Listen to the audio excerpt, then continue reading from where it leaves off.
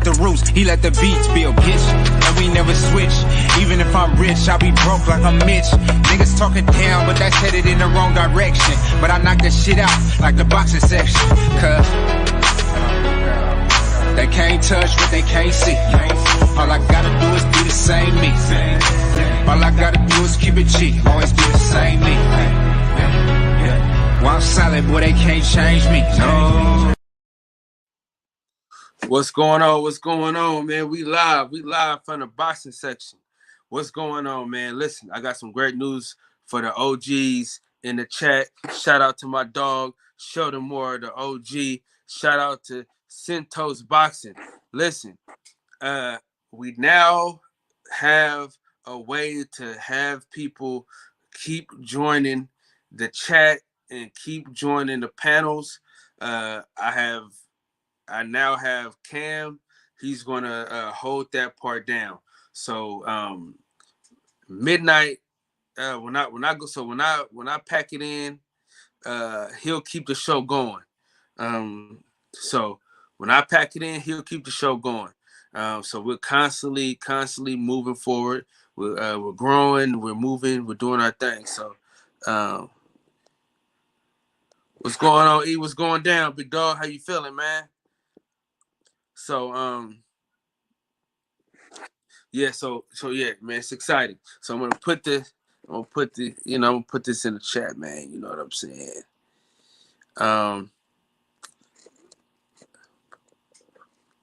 JB, man, join the panel, JB. So yeah, so now we can go even longer. So when I get off, the after show will begin, and y'all can do y'all thing, and then if somebody get kicked off, Cam can get y'all right back on. So yeah, man, we're in a great spot. We got a great situation going. So we're moving forward, man. Hey, Sheldon, come on and join the panel, man. You know how we get down. Yes, sir. Yes, sir. Man, the original co-host of the boxing session. Shout out to my boy Jay. It's been a minute. Last guy. Man, it was good, Kyle. Man, it's been. I was gonna hop on yesterday, but I was waiting on it. I went to sleep. I ain't gonna lie. I was tired. I knocked out. Hey, listen, I feel you 100%, man. Glad you back in full effect. So yeah, man. So Cam is gonna hold it down for us, man. So if y'all want to join the panel after I get off, he'll still have to rock it to where everybody can still get on. My dog, man, home team. Mir, what's happening, big dog? How you feeling? How you feel? Shout out to the OG, man. Sheldon, what's going on, big homie? How you doing? I'm good, man. How you doing, brother? You know, I'm just trying to make it, you know. So now, listen, we have been calling for it. I know Centos, he been feeding for it. So when I leave here, so you know when I dip off because I gotta go to work, y'all will still be able in the panel and be able to have as long as y'all want. So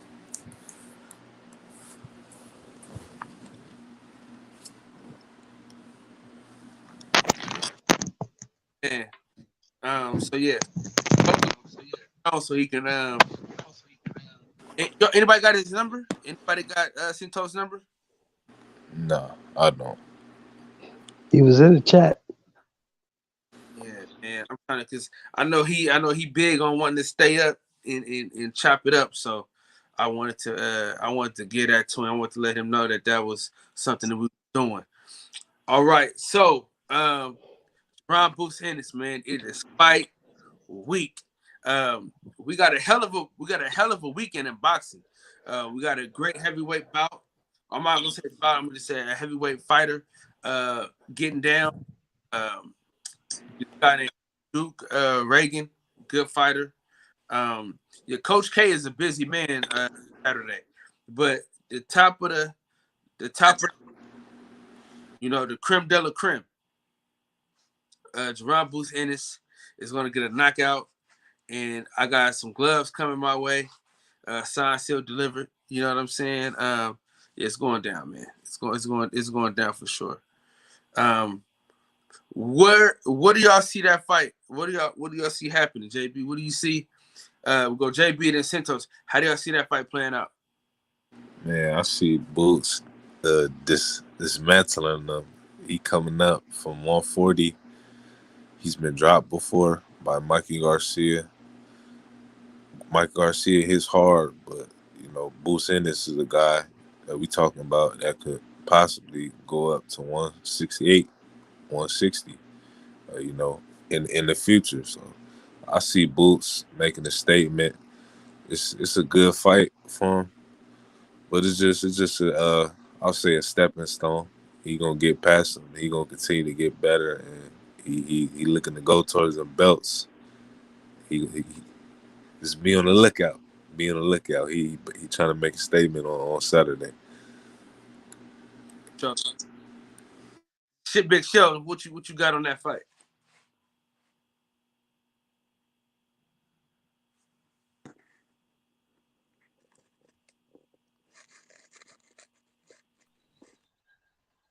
We here? Yeah, I'm here. Hey, OG, you hear the news? No, I didn't. So I've been running around trying to find a place to sit down there because I got tired of Fred over there. Hey, listen.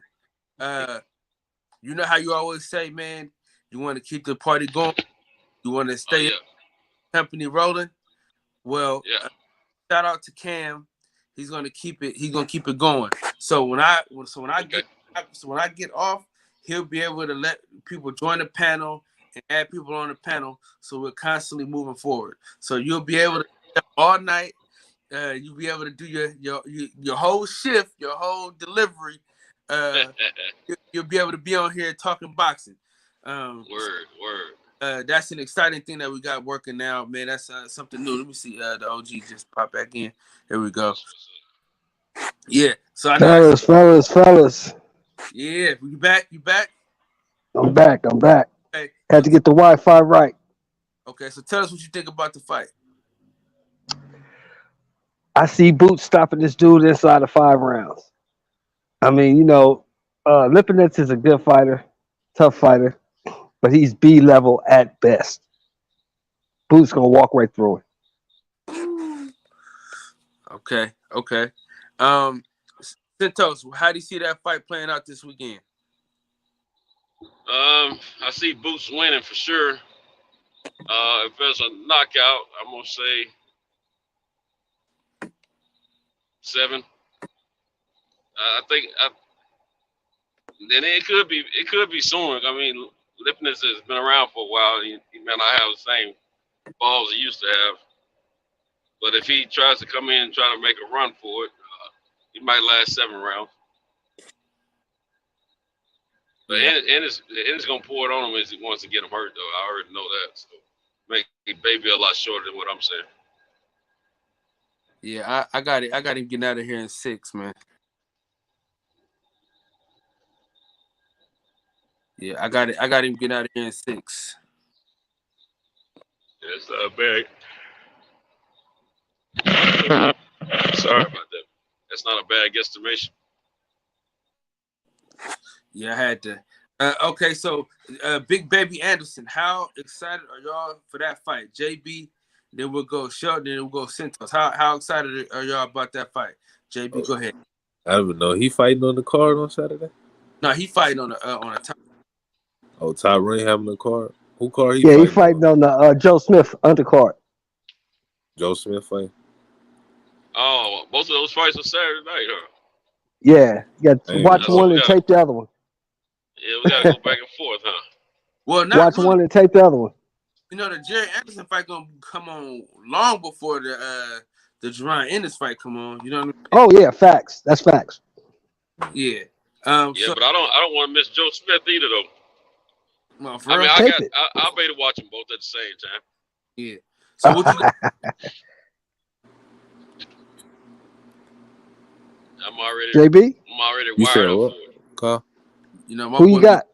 My boy be happy. My boy halfway asleep playing video. Nah, I ain't. Nah, I didn't know what you was gonna say. Nah, I got Baby Anderson. He gonna watch, dude. You know what I'm saying? He the next. We ain't seen nothing like him at heavyweight in a long time. He moved like a welterweight. Like his movement, like he real fluid. Like a lot of them dudes is stiff at heavyweight. Like Fury can box, but he can't move like Baby Anderson. He a special talent. He the next undisputed champ at heavyweight, in my opinion, from America, from the States. Yeah, Enforcer, salute to you, man. Appreciate you coming through here. Enforcer, don't rush it, Enforcer. Don't rush it. Shout out to Cam, man. Shout out to Cam, another co-host, man, along with JB. They gonna keep the party going, man. Right. You know, the after party, the after show is inducted and ran by Cam, but it's hosted by the great boxer. So I know he always wanted a show of his own. So right when I get off, he gonna party rolling. You feel what I'm saying? Roger that. Us boxing for holding it down, man. So now look, I can go to sleep easy now. So I ain't got to think about nothing else. I can just say, all right, I'm done, guys. And it's on Centos. So he gonna keep it going, and he ain't gotta worry about us leaving the third shift on Stuck. So shout out to Cam for holding it down for us, man. I'm excited. Hey, let me ask the panel a question right quick. Yeah. I was on with Rap Star tonight for about 4 hours, right? He was cooking. I mean, I don't know why I'm not getting. Listen, I'm not getting UGC Flame his bell, like the notifications. I'm not getting Rap Star's notifications, bro. I don't know. Wow. Bro. Like I hit the bell icon for both of them, and I haven't got any notifications. I gotta go to they got going on. I guess so. I think that's crazy, man. Because we was on 4 hours tonight. I might have been asleep when it. I might have been asleep. Yeah. That might be why I missed it. We was on the other night too. Salute. Yeah, we was. We cooked for 8 hours. 3 in the morning. Yeah, we cooked for 8 hours. Birdman. Salute to my dog Birdman in the building, man. Appreciate y'all. Right. Appreciate you for sliding through, my brother. Yeah, man. So let me ask this question right quick. This is what we was cooking on tonight. Okay. Does anybody on the panel think that your boy, the Bronze Bomber, is mentally ready to come back to boxing?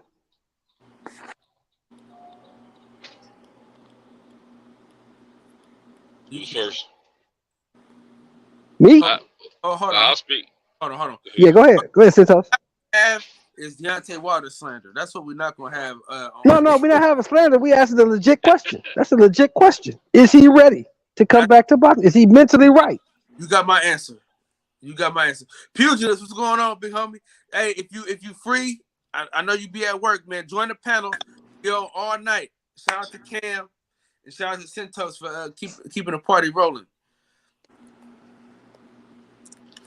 Yeah, dude, I gotta figure out how to get the bell icon. Man. Yeah, you do. Cause I think these notifications, bro. Go ahead, Santos. Jump 88, what's going on? Yeah, I think Deontay's mentally ready for a fight. Just because we don't hear from him as much. I heard he did a podcast. For instance, somebody did a podcast interview earlier, but I didn't catch it. About a month ago, I heard it. But I think he's mentally ready to fight whenever he's ready. Whenever the fight is upon him, I don't think he's out of the game mentally.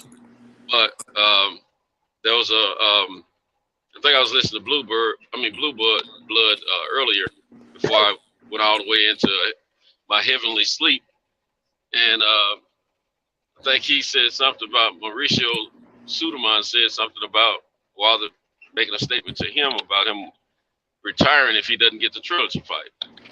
I hope that was just some words he spoke to him without wholeheartedness into that, but I don't know what the deal that is.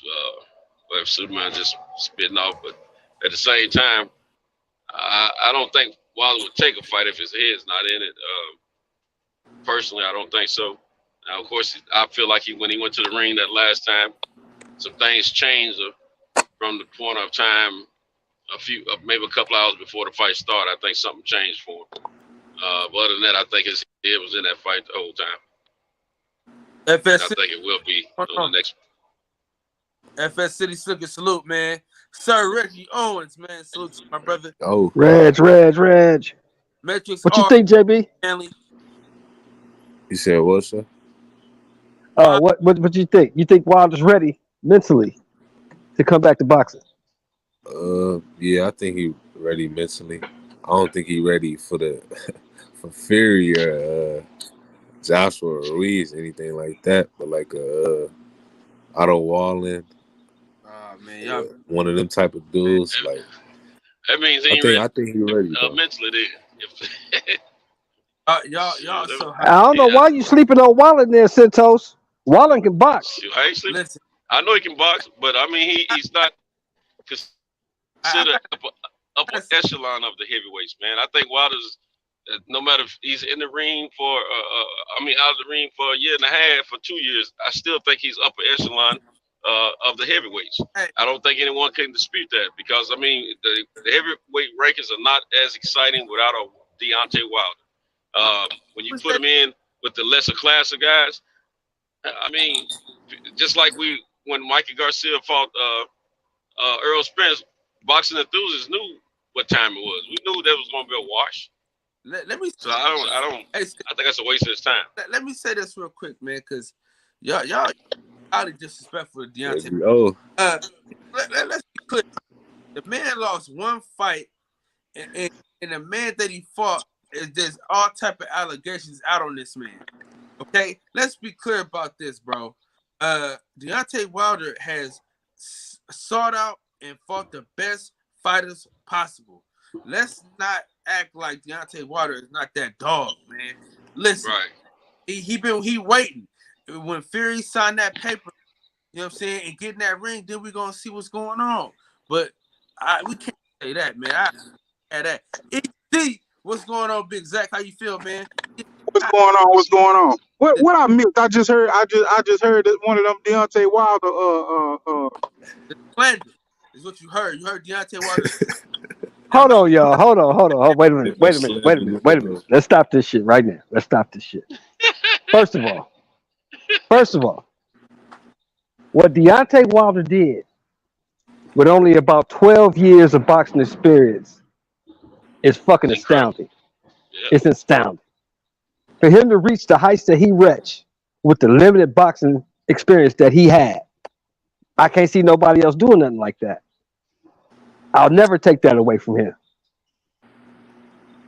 But Kyle just said something that kind of touched the nerve. Kyle said that man sought out the best competition available. Yes. We know that's not true. What? Yes, he That's did. not true. He- That's not true. When he got control of That's his, not he got true. control of his career. He only wanted the best fighters. The best fighters didn't want to fight him, aka Hold on, Anthony real quick. Joshua. They didn't want to fight him. Okay. Hold on. Give me Hold on. two. Hold on real quick. Yes, sir. Gotta make sure we don't overtalk each other, all right? That's Yeah. one thing. Yes, sir. Okay, so listen. We gotta make sure we don't overtalk each other. Let everybody Yes, sir. point across, because I want us to keep on having our same positive energy. We have great Roger shows. that. Don't step on each other's toes. So allow Sheldon to finish his point, and then we'll move around. But I don't want us to step on each other's toes. I want us to be able to keep our brotherhood going, man. I like what we're doing every night. That's one thing that people say about our show, man. They say we always allow everybody to talk. So I want us to keep Oh, that. yes, sir. All right, go ahead, fellas. Okay. Now, this is just my opinion. It don't have to be right. In my opinion, Deontay Wilder was manufactured. They moved him along perfectly, Ooh, man. fed him guys that they knew he could smoke. And when he finally stepped up to real competition, and I'm talking about Ortiz and Fury, because that's really the only two fighters he really fought. The rest of them dudes was B and C level guys at best. He smoked Brazil. He smoked Brazil, who was Brazil I'm was not C saying level Brazil was a at great best. fighter. I'm not disagreeing with that, but the industry had him up in the rankings. And But don't we forget, didn't. that's the same guy that fought Joshua. But we didn't. This. We didn't. I ain't talking about the industry. I ain't talking about ESPN. None of them bums. I'm talking about us, true boxing fans.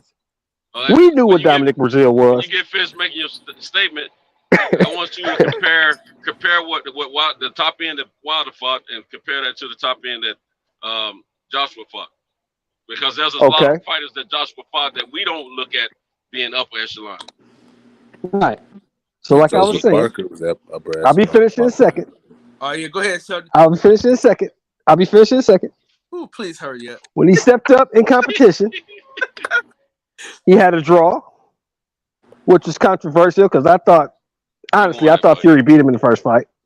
No, he knocked Fury out, bro. I thought he beat him. Hold on. No, he didn't because the ref didn't call it that way. So he didn't. Yeah, but you got to go back and score that fight too if you want to look at the score. I watched that fight a few times. The third man in the ring said he felt that Wilder won the fight. He has the closest view of whose punches are landed than anyone outside of the two fighters.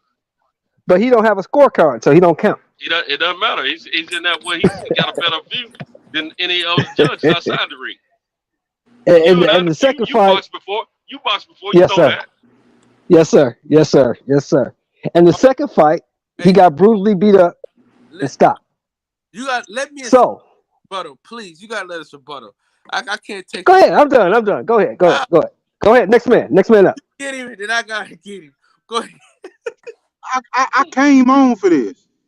That's what I came on for right there. You got. So listen, we're gonna Santos, easy, and then I'll get him. Okay. All right. Let's. I'll let you guys go before me. I got more time to hang out than you guys. I know Eli got to work tonight. Go ahead, E. I appreciate you. Look, this my thoughts on this. Last time we talked about that, we talked about all the cheating and all that, and people want to breeze over that it was some actual cheating. I'm going to say this: I believe everybody cheats. I believe all of them cheat. Just the manner that which he cheated on this fight, everybody was like, "Damn, God damn." You got a man in a full chokehold. And I'm responding with this because it's not a brutal ass whooping so much as is, damn, I ain't know we were cheating like this. I thought we was, turning away from the referee, giving each other a couple kidney shots. Okay, one low blow here and there.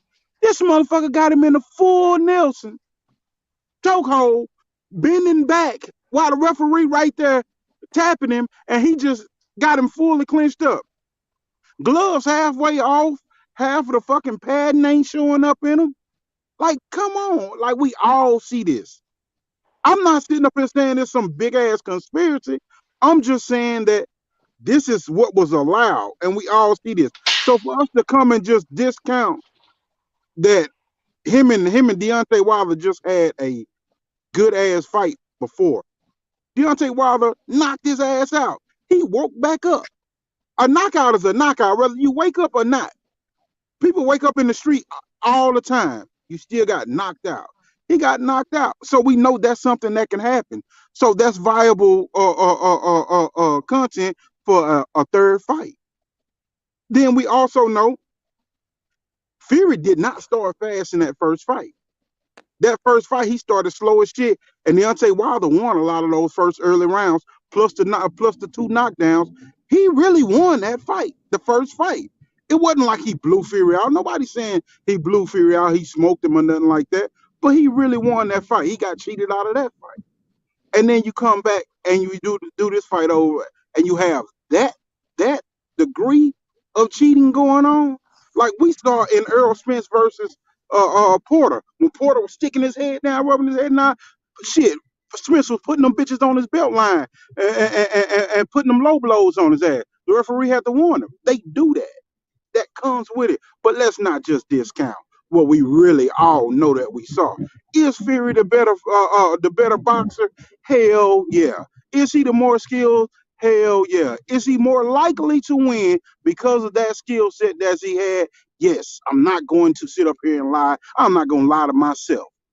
But Does Deontay Wilder have a puncher's chance in that? And does Deontay Wilder have any skill set? Hell yes.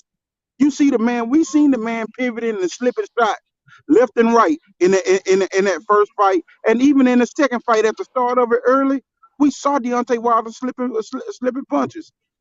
It is a case there for a third fight. That's all. I feel like that's fair, and I feel like it's not like people's trying to make it out to be Deontay Wilder a bum. He has a fighting chance, a puncher's chance if you give that trilogy to him. And if he gets smoked, if he gets beat, so be it. But he gave everybody else that respect. And now when it come to him, like Brazil. Brazil went round for round for what 7 rounds with Joshua. Deontay smoked him. You know, Chris Arreola. He fought Klitschko. You know, he was always a contender. The fighters that he fought were just what this era has. So anybody that's it, who does Fury have on his resume? Nobody. He got Cunningham, a blown up cruiserweight, was the biggest thing that he had, and an aging Klitschko, the same thing that him and Anthony Joshua have in common. And we're going to sit up here and tear down the American fighter. Come on. That's all I'm saying. They records are everything's the same as far as when it comes to resume, except for Deontay. When he got control of his career, like Kyle was saying, he went for the biggest and baddest. Ortiz was the baddest that nobody wanted to fight. I want you. Brazil, I really don't want you. I'm gonna get this to the fans free because I'm gonna smoke you. You know, Fury, you here? Let's go get it. Anthony Joshua, 50 million. Let's get it. You don't want it. That's my thoughts on that, man. I just had to say that piece. All right. So let me get to it, okay? Alexander Povetkin popped dirty. He was trying to fight him. The fight never materialized, right? Ortiz popped dirty. He still fought him. Tyson Fury popped dirty. He still fought him. Let's be clear about this, man. Deontay Wilder is a dog. You can say what you want about his speech. You can say what you want about him having excuses, whatever. But at the end of the day, he's still trying to get in that ring again. So let's be clear about this, fellas. All right, let's keep it 100. Nobody wanted to fight Luis Ortiz. Dillian White didn't want to fight him. Nobody wanted to fight him. The only person that had the balls to fight Luis Ortiz was who? Deontay Wilder. Also, Dominic Brazil called out Dillian White for the top spot to fight Deontay Wilder. Dillian White didn't want no problems with Dominic Brazil. Now, listen, if y'all seen Dominic Brazil's last fight, he's a shell of himself because he got he got the right hand of God to touch his noggin. You feel me? And he went to sleep. He just woke up for that training camp. So he wasn't ready. Now listen, man. I like Otto Wallen. He cool and everything else, but if he get in the ring with Deontay Wilder and Deontay Wilder touch that jaw, it's a wrap. And let's be clear about this, man. Tyson Fury's a known cheater. He's a known dope fiend. You know what I'm saying? He's a known cheater. So it's not like you can't put it past a nigga like that he's not going to cheat. You know what I'm saying? And this is my thing. If Deontay Wilder is such a doser, whatever the hell you calling him, if he's that big of a loser that you can smoke him, you can beat him that quick, okay, let's be on even playing fields. All right? Let's be on even playing fields. You know what I'm saying? And I can't believe you, Sheldon. My feelings are truly and deeply hurt and saddened that you would pull this shit off on us like this. I'm telling you right now, when nobody can beat Deontay Wilder if Deontay Wilder's at his best. You know what I'm saying? You know he wasn't at his best. They know he wasn't at his best. Let's keep it real. When he walked into the ring, I told my dad, I said, yo, Pops, fuck is up with my boy? He said, man, my pops was like, yeah, man, what's up with your boy? Because he know Deontay Wilder. I rise for Deontay Wilder. You know what I'm saying? So he already know. He was like, man, what's up with your boy? I said, man, I don't know. Because he never needs help getting over the ropes. Never. And when I seen him needing to get help getting over the ropes, I said, yo, he in some trouble. And then let's be real, that first and second round, you can give those rounds to Deontay Wilder. Let's just keep it 100, man. Like, let's be real. And Kenny Bayless, he's known for breaking up fights. When somebody's clinching too much, he's known for breaking it up. You feel what I'm saying? He's known for breaking it up. Did he stop the clinches with Tyson Fury and Deontay Wilder? No. So my thing is this, bro. Can we get it? Like, say what you want about Jack Reese. Yeah, his count was a little off, but he did a great job refereeing that fight. He did a way better job than Kenny Bayless has did. You know what I'm saying? It's always something with Kenny Bayless, bro. You know what I mean? It's always some bullshit happening. But I'm gonna tell you all this though. Deontay Wilder, being able to do what he's done, starting at boxing at the age that he started boxing at, and winning a bronze medal and winning the heavyweight championship belt and being able to defend it that many times, if it was that easy to do, more people would do it. And that's me. And if anybody else disagrees with Shelton, say that. We only going with people that disagree with Shelton, and after that, we'll let everybody else go. But who else disagrees with Shelton? Man, where am I at in line? Where am I at in line? I'll wait my turn. Where am I at in line? All right, hold on. Who disagrees with Shelton? Say I.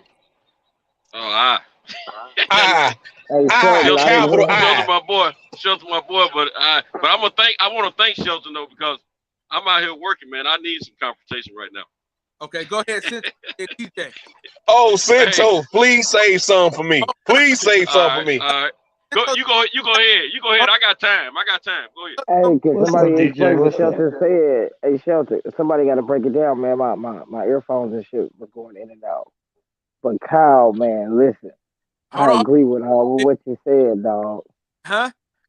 I said I agree with all of what you said, but I got some buts. Okay, hold on. We gotta go. We go with DJ first, because he disagrees with Shelton. So if you disagree with Shelton, I'm saying we're gonna let Shelton bounce back. But Shelton got to get some of this. Go ahead, DJ. Hey, DJ, okay, my man's original point. Shout out to Shelton, man. I'm glad I like people who stand on their square, man. I respect that. If he really believes that, I respect that, man. But to say Deontay Wilder was manufactured is just it's way off. If anybody was manufactured, it was Anthony Joshua. Okay, you have a fighter that went through the Olympics, won the gold medal, all that, and then he didn't even break 20 pro fights before he had a fight with an old, over-the-hill, punch-drunk Vladimir Klitschko, who actually dropped him. So it's one thing to say Deontay Wilder was manufactured. He wasn't getting those big names before his 20th pro fight. So you have guys like Joseph Parker, who was supposed to come over and fight Deontay Wilder. Anthony Joshua stole the fight from him. You have people like Eddie Hearn who were trying to get Deontay Wilder to do all their dirty work. What really happened to that Anthony Joshua and Deontay Wilder fight, if you really dive into it, Deontay Wilder and Shelly Finkel saw that Eddie Hearn was trying to get Deontay Wilder to do all his dirty work. You knock off all my top contenders. So then hopefully you don't run through that gauntlet. I can say, see, he wasn't ready, because I believe deep down that Eddie Hearn knew that Deontay Wilder would knock Anthony Joshua out, because Anthony Joshua has been getting dropped since he was an amateur. But that's a whole nother thing.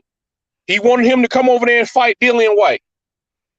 Deontay Wilder said, okay, cool, long as we start promoting the Anthony Joshua fight after that. No, we good on that. Okay, that never happened. Deontay Wilder wanted to come over to one of Anthony Joshua's fights. I forget what fight it was. He was like, yeah, I'll come over there because my title says heavyweight champion of the world. So I'll come anywhere and fight him. I'll come over here and fight him in a country the size of Texas. That's why y'all doing all these numbers, because your country's the size of Texas. So it's easy for you to do all these numbers, and it's easy for you to come over here and say, don't nobody know my name. But there's a lot of casual fans over here who didn't know who Anthony Joshua was, but that's a whole nother point. So to say Deontay Wilder is manufactured when he was trying to fight all the other top guys and they didn't want to fight him. They didn't want to fight him. So he has to take who will fight him. White wanted to fight him, but under Eddie Hearn's terms, who had already popped dirty. If I'm going to come over there and fight you, something's got to go in my favor because I know you already popped dirty, and I know y'all don't really drug test over there. Fury was a non-factor. Who brought him back out? Because he was over here in Birmingham trying to call out Deontay Wilder after Deontay Wilder beat up Chris Arreola. You know the same Chris Arreola who finna fight Andy Ruiz? Before he beat him up and stopped him over here in Birmingham, Fury was over here trying to get that fight. Wilder told him then, I don't play this. This ain't WWE. You can get it whenever. And it took Fury another 2 or 3 years to get off the couch to come fight him. That's why Wilder has, almost twice as many fights as Joshua. They are picking and choosing who Joshua fights. In Fury, he got more fights than both of them bums. He got more fights than because they are picking and choosing who Joshua fights. Joshua is being manufactured. If anybody's being manufactured, it's Joshua, man. And it blows my mind that people don't see that. How are you saying because he's fighting bums? Okay, the top guys don't want to fight him. The man gotta eat. Let me smoke somebody else in the first round. Luis Ortiz was the boogeyman of the division. Nobody knew how old he was. Nobody even knew how many amateur fights he had. They just see him beating the brakes off people. This powerful southpaw out of Cuba, nobody wants to fight him. Deontay Wilder, all right, nobody want to give you him. I'll make an example out of it. DJ, let Sheldon ask you a question real quick. Let me ask you okay, go ahead, Sheldon. Continue. Here's my question. Go Everybody ahead. said Luis Ortiz was the boogeyman of the division, right? Go ahead. I'm listening. Go ahead. I'm listening. Who did he fight to be a boogeyman? Besides Wilder, who did he fight? I mean, nobody wanted to fight him though. But who did he fight? He missing my point. He wasn't no. You can't claim resume. DJ, you can't claim resume when nobody wants to fight you. So how could you call him a boogeyman? He ain't fought no goddamn body. For all his faults. Fury, for all his faults, went on a podcast and talked about the paperwork between Joshua and Wilder. DJ, hold on real quick. Let me say something real fast. I gotta have a rebuttal for this. Okay. So he told Dillian White, if you fight Luis Ortiz, you can have this fight with me. Dillian White said, no sirree, Bob. That ain't my job. I'm not fighting him. So Dillian White has done this. I'm not fighting these niggas twice. So the first time was Luis Ortiz. He said, I ain't fighting this nigga. You know what I'm saying?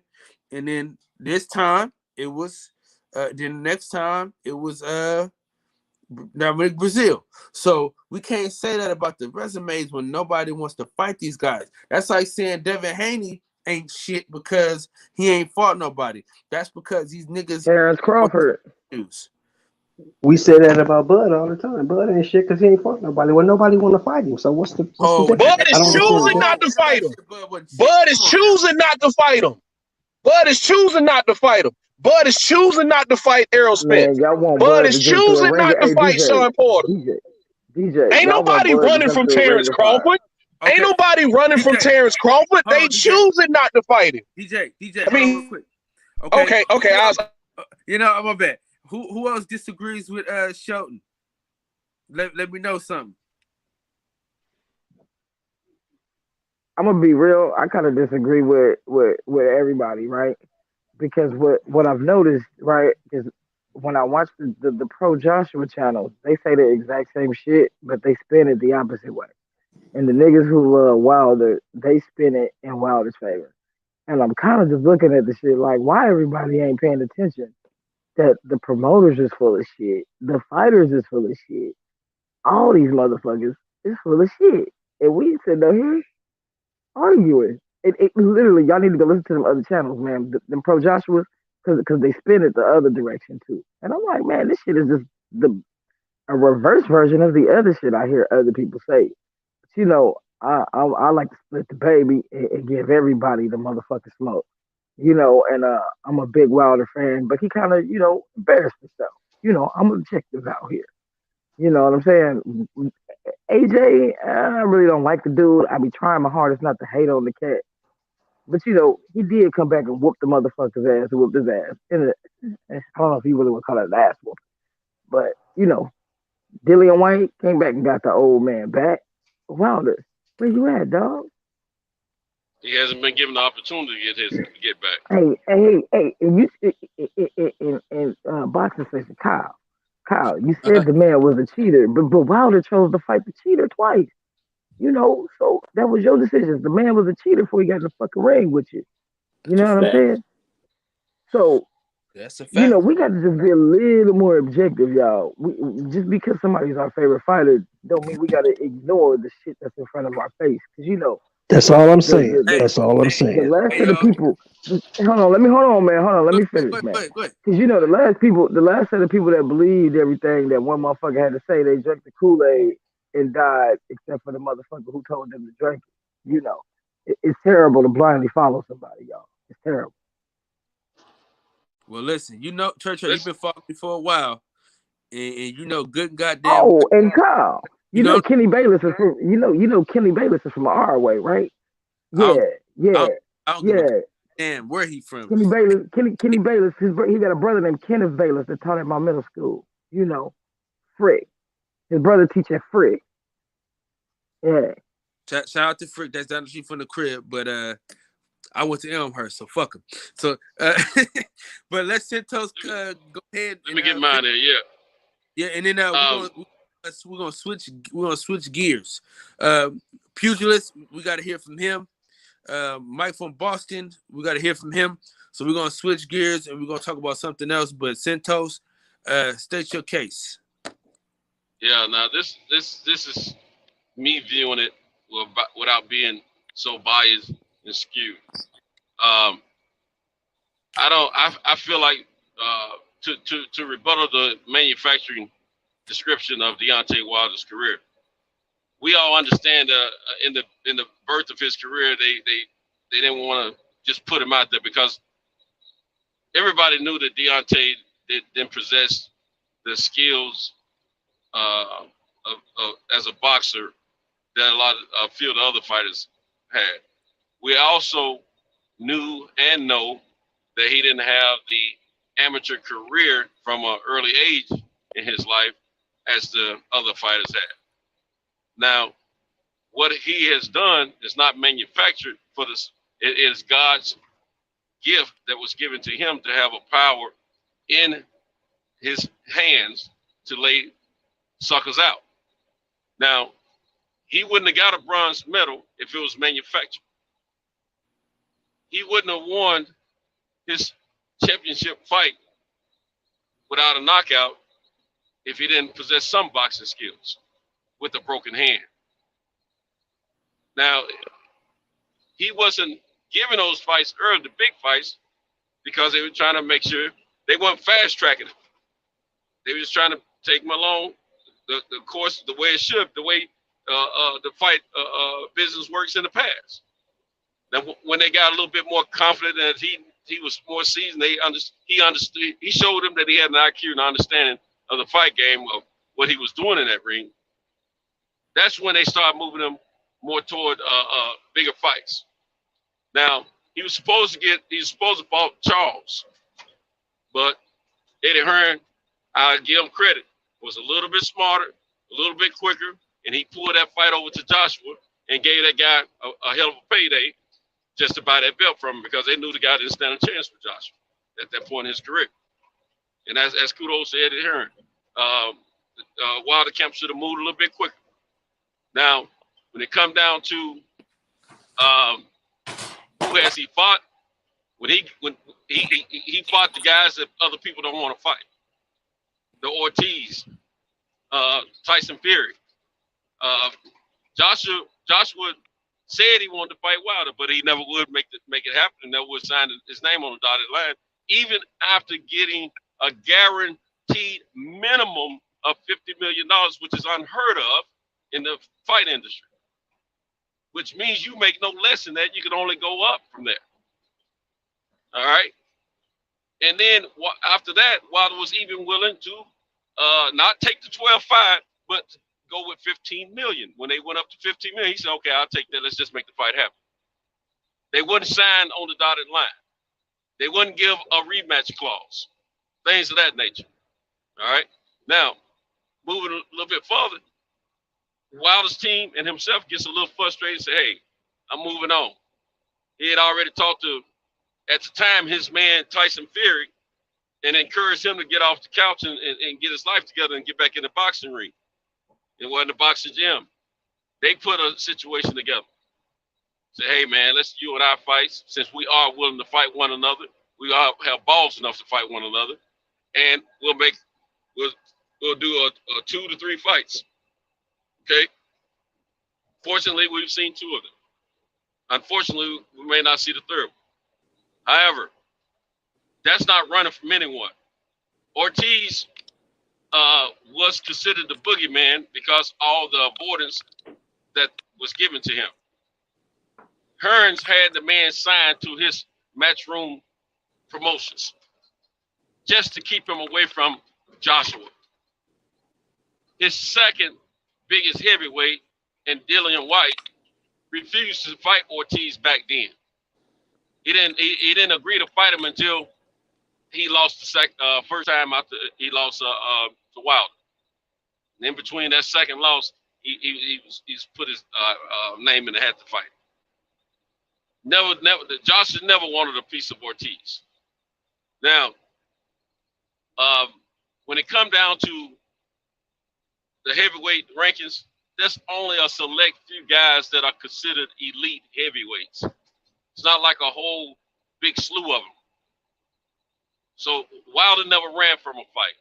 The only fight he never made was the that I'm aware of is the Joshua fight. He never fought Dillian White, not because he was running, it's because he couldn't get the gold at the end of the rainbow after fighting Dillian White, which was Anthony Joshua.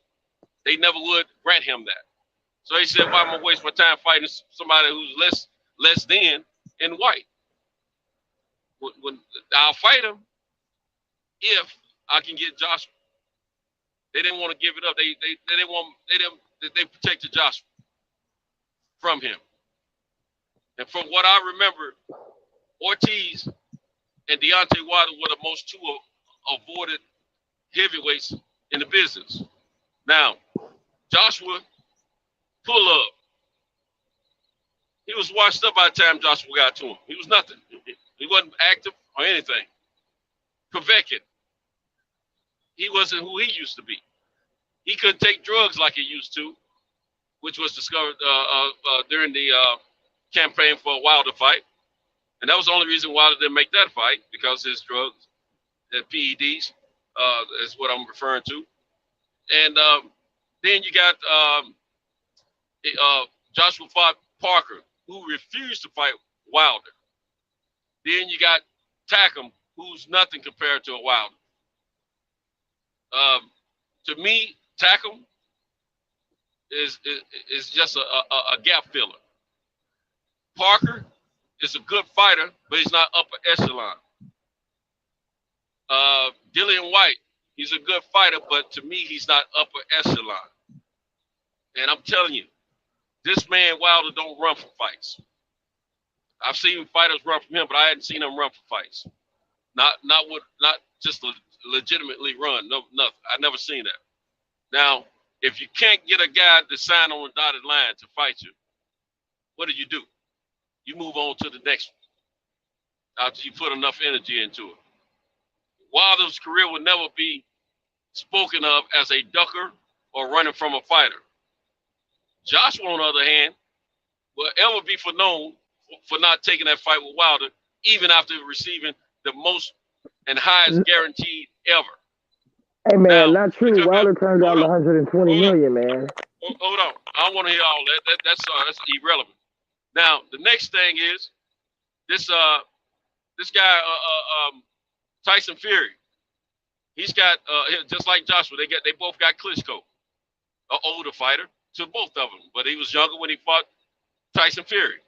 Outside of Klitschko, the only upper echelon name that Tyson Fury has on his resume is Deontay Wilder. Opinionated first ending to the first fight.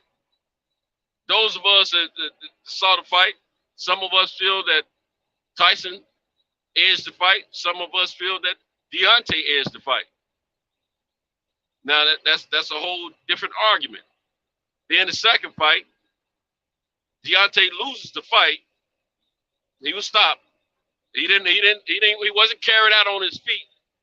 The towel was thrown in and the fight was stopped. But he wasn't carried out on his feet. Off his feet. He didn't give up in the fight. He wanted to continue fighting.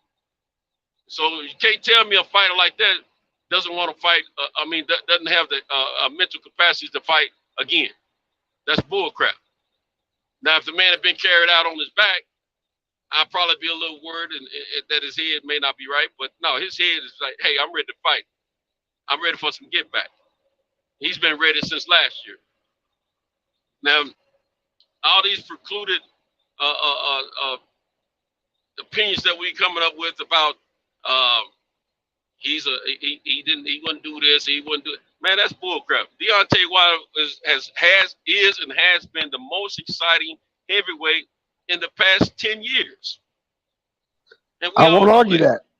I agree with that. Yeah, I agree with that too. When it come down to these other guys, now Joshua, he did win the gold in the Olympics. His promoters did a great job promoting him and set him up, and then he was the best thing that his country had to look forward to. They received him unlike Wilder. Hey, but that's the same with Wilder over here. So hold on, let me finish. So no, you know what I'm saying? They were able to put. That's the same with Wilder for over here. Can I finish? I waited a long time to get my words out. Okay. Now they put this. They embraced that guy and they put him out there on the pedestal like you should, if it's your countryman and he's leading the pack. And they celebrated him. He got the big contracts. He was able to land a big contract when Under Armour was still kind of in their younger days. Now, Wilder didn't have that opportunity because he was still building up on his fight. He was still trying to earn the love of his countrymen here in this country by taking lesser fights because the bigger fights didn't want him at that time because he wasn't bringing enough money. Remember, they talked about that when he first wanted to fight Joshua. They said he didn't bring enough money. Now, if we're going to keep it a buck, take the bias inside of it, look at the fight game for what it truly is, and look at it not as a fan of this guy or that guy. I'm a fan of Wilder. I like Joshua, but I'm a fan of Wilder. I like Tyson, but I'm a fan of Wilder. But I'm looking at this situation as a boxing enthusiast. I'm going to call bullcrap when I see it.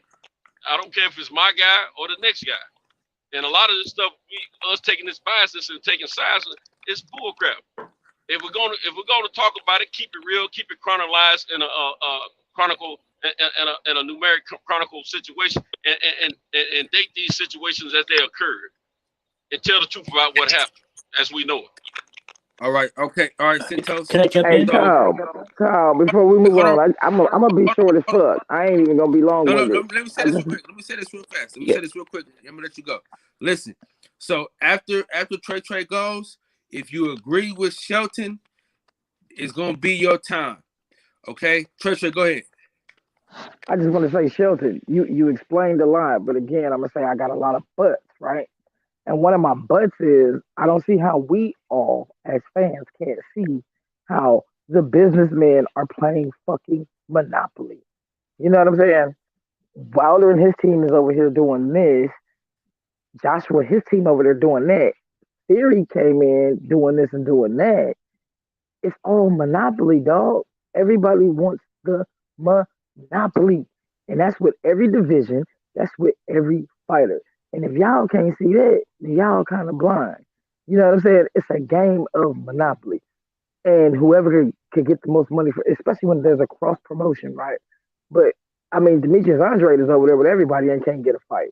So we know about avoiding, but them dudes was avoiding each other. Somebody offered 50 million, it didn't get took. That was some bullshit. Somebody got offered 120 million and didn't take the money. That was some bullshit. We have to equally call out the bullshit. I'm not riding on no train that ain't paying my motherfucking bills. You know what I'm saying? I just want to say the game is Monopoly. I ain't blind. I see it. That's all I got, y'all. Okay. So if you agree Can I with jump Shelton, in? okay, do you agree with Shelton or you disagree with Shelton? I kind Well, of I agree mean, and disagree with everybody at the same time. Some of the No, shit I'm Shelton saying said Mike. about being. I Mike thought you were from talking to me. I'm Boston. sorry. My No, bad, it's all John. good. My bad, Kurt. Mike from Boston. Do you agree with Shelton or you disagree with Shelton? well, are you talking about regarding the manufactured champion part, or what exactly you mean? That part and the whole Wilder part.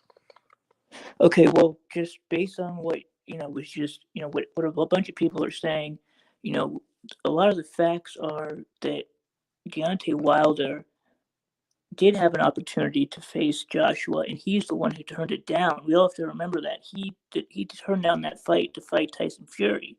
So if we're going to go back and say that anything regarding those two guys, it was Deontay Wilder who ultimately made the decision to not take that deal and fight Anthony Joshua, and he fought Fury. Now, whatever happened in that fight, at the end of the day, Deontay Wilder doesn't have the names on his resume that Anthony Joshua has, and we can't dispute that. I mean, regardless of how we feel about the fighters, I've been rooting for Deontay Wilder his whole career, but I have to admit he doesn't have the names, man. He doesn't have the names. He's a great draw for the sport, but he doesn't have the resume to support a lot of these things that are being said. Okay, Big Mike. Okay, so what do you say about Chris Arreola, Luis Ortiz? What do you say Tyson Fury, Severn, Brazil? Keep Severn and Brazil out of it. Keep them out of it. I'm just saying. Joshua fought him He was a for a champion. title. Hold on. I was gonna say they Severn both was a fought him. champion. See, we don't have to be biased. They both fought him.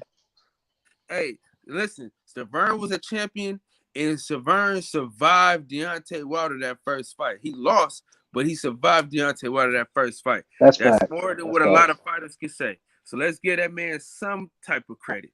Hey, Kyle, can I be real quick? I swear, I'm gonna be way shorter than the first time. No, it's all Because good. It's all good. I never caught Shelton's question, but I'll say they both were kind of I think everybody kind of gets manufactured. You know what I'm saying? It's a little bit of both on both sides, y'all. And Wilder's amateur career was played out in his professional career because he had no amateur career. You know what I mean? So that's all I got, y'all. Okay, for sure. I'm gonna be. Hold on, real quick. Let me get Pugilist up in here. He ain't said a word. He hadn't spoke yet. Puge, where you at with this? Well, as far as him being ready to come back and fight, Yeah, and being manufactured. That both of those. You touch on both of those. Yeah, he's ready to fight because he's a fighter. You know, at the end of the day, he's ready to fight. And so that the answer to that is yeah, he's ready to fight. He's a professional boxer. As a professional fighter, you know you're gonna have wins and losses. That shit's a part of the game, man. Nobody told y'all the other night. You haven't been a fighter. That come with the game, man.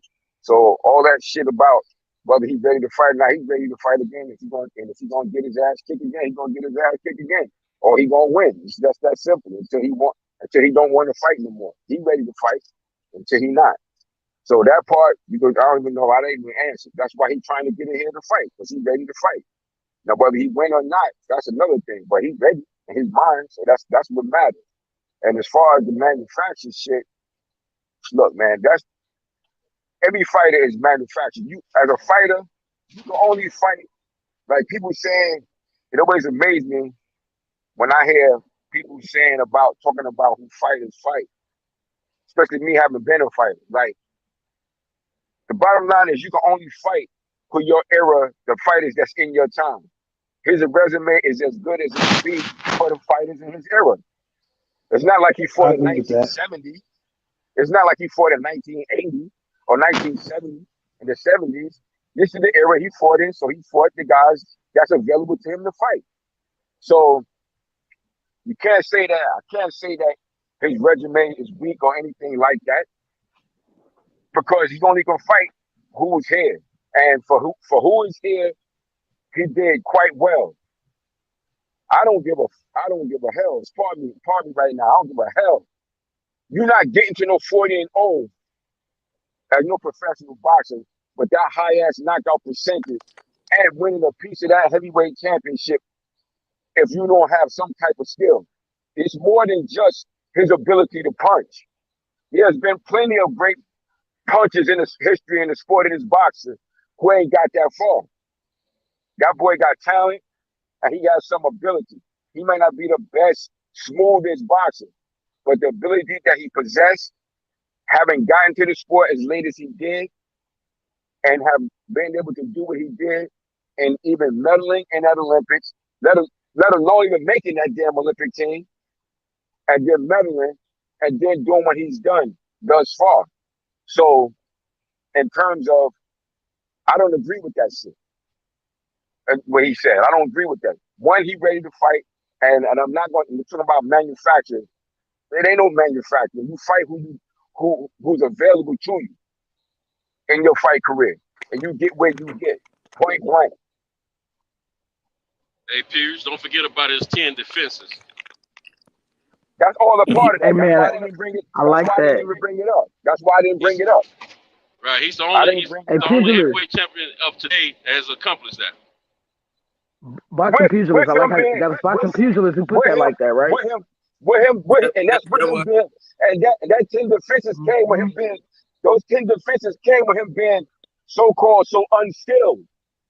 Wait, but I agree with all that, but that's not what's on the chopping block right now, right? For me, the him being manufactured, I'm gonna be honest, it's equal for the two of them. You know what I'm saying? And really Tyson Fury too, because ain't that really? No, but see, I think but Trey, Dillian White.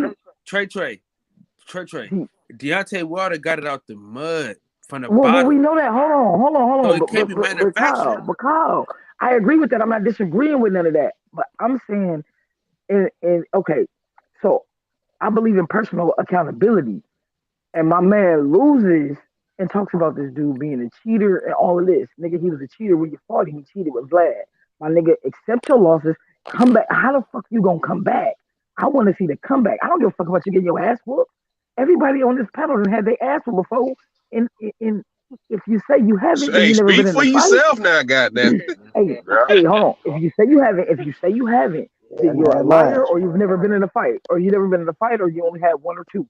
You know what I'm saying? Because I'm the youngest of 5, so I got my ass whooped before I walked out the door. My mama whooped my ass. My daddy whooped my ass. So let's not act like we ain't had an ass whooping before. You know, my mama gave me a black eye, and I went to school and lied and said it was my sister, nigga, and pretended like I got jumped by 17 Mexicans. I feel you on that. I had a situation similar. Nigga, my mama gave me a black eye and sent me to school the next day when I said I couldn't go to school like that. So when I got to school, I came up with this incredible fucking lie. I got jumped by 17 Mexicans, and they took hella money from my broke ass who didn't have none, and this whole elaborate lie. So, and everybody knew I was fucking lying, right? Because long story, that's a whole other topic. What I'm saying is, I don't give a fuck about you getting your ass whooped, bruh. Ass whooping. Yeah, sure, it's embarrassing. I went to school with a black eye and had to lie. That's why I said it was 17 Mexicans. You know, like, so we can ride that with you. And even if you feel like dude is cheated, most black people are not from rich communities. Even we used to go to, if you're really from the hood, we used to go to the rich communities to rob niggas or do whatever that we did, because why would you take from broke motherfuckers? They ain't got enough to give. You still gonna be broke. So it's like, okay, you got robbed. I don't know if I believe it or not. I don't. I'm 50-50. I'm on the fence. If y'all haven't noticed, I'm a straight down the middle person. Maybe not, right? So let's ride straight down the middle. If you did get cheated, you did get robbed, you did. What the fuck you gonna do about it? Quit crying. Put your fucking big boy pants on, nigga. And you know nobody's gonna believe you, and you know the media is gonna make a fun of you, and you know social media gonna have a field day with your ass. So get your ass, put your big boy panties on, get the fuck off the couch, and what you gonna do about it? You gonna take it back? I mean, and somebody said a minute ago, even if you get your ass whooped in the process of trying to take it back, you went for it, you know. And I can't stand Dillian White, but the dude came back in the fight, man, and did what he had to do. He got in the media after getting obliterated. He's not avoiding the fight. He's trying to get the fight handled back. it like a chump, bro. What That's exactly what I'm about to say, Santos. Like, if everything was on the up and up, we can't talk over each other though. Remember that. Go ahead. Who's going? Was that you, Santos? I was just going. I was just saying. I was just trying to point out. I was just trying to point out the fight. He's not sitting on the couch. He's trying to get his third fight. I didn't say you were sitting on the couch. See, you niggas taking shit too literal. I'm saying you don't gotta talk to the media. You don't gotta do nothing. I just want to see what you fit to do. Quit all the jaw jacking and get your ass in there. And I want to see. Or if you quit, you quit. That's what the mediation is about, though. He's trying to get his fight. Okay, that's what he's fighting for his fight. But your team not saying nothing. Look, Santos, you're the one doing all the talking. He ain't said shit. Can we just wait and see what's gonna happen? Talk about an open court case, bro. Trey. We all know if you're from the streets, you know the talk about a court case. I'm telling y'all, everybody's making all these streets. Man, y'all niggas don't even let me finish my sentence, and now I'm hella loud. Y'all don't even let me finish my sentence, now I'm hella loud. I'm saying, I just want to see what's gonna happen. I ain't got all these conclusions and exclusions and subclusions and preclusions. I'm just want to wait to see what's gonna happen. When the man get back in the ring, what he gonna do? We know who he is, bro. You jumped off the couch at 20-something years old. Oh, not off the couch, right? You jumped off a motherfucking truck, or you jumped off and became all of this. So I know this dude's amazing. I just want to see. But when he came out and delivered the eulogy, bro, I'm like, he gonna get fast whooped. Come on, man. Ain't none of my homies better never let me make no excuses and embarrass myself like that in public. That's all I'm saying, man. Hey, look, when we talk about behind closed doors, hey, what your mama say? What go on in this house? Stay on in this house. Some shit gotta stay in the house, man. Some shit gotta stay in the house, man. And I'm embarrassed that you niggas won't call it out. You niggas won't even call it out. You niggas is just like, whatever he say, go. So y'all just gonna follow the nigga who poured them people the Kool-Aid.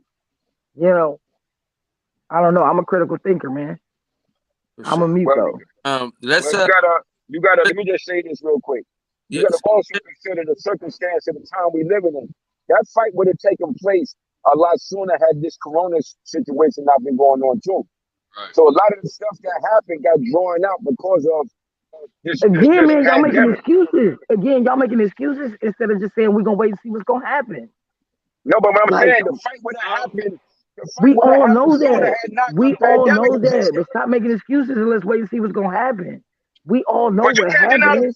Yeah, but you can't deny it. I'm not denying it, bro. I'm just saying it sounds sad for niggas to keep coming on here crying about the shit. Like, let's see what's going on. It's not crying. It's pointing out facts. The facts is that right now it's a pandemic going on, and you can't have no boxing matches. Nigga, I'm not blind. I lived through the pandemic like you did too. No, but what I'm saying, what you're saying is like that. The fact of the matter is, the time that fight was scheduled to have taken place, it couldn't have happened. It was impossible to happen. Nigga, I didn't say none of that. I didn't say none of that. No. You're putting words in my mouth. I said none of that. Only thing I said is I want to see what's gonna happen. I don't give a fuck if Fury ran off on the plug twice, because remember Vlad he ran off on. So this is a pattern. I ain't no dummy. I'm a critical thinker. So if he ran off on the plug twice, Wilder, what you gonna come back and do? I'm waiting to see what you gonna come back and do. I don't want to hear this and that and this and that. I can see. I ain't blind. I know what's going on. I want to know what you're gonna do about it. That's what I want to know. It ain't gonna happen. He's in court trying to get his third fight. That's what he's doing about it. He's in court trying to get his third fight.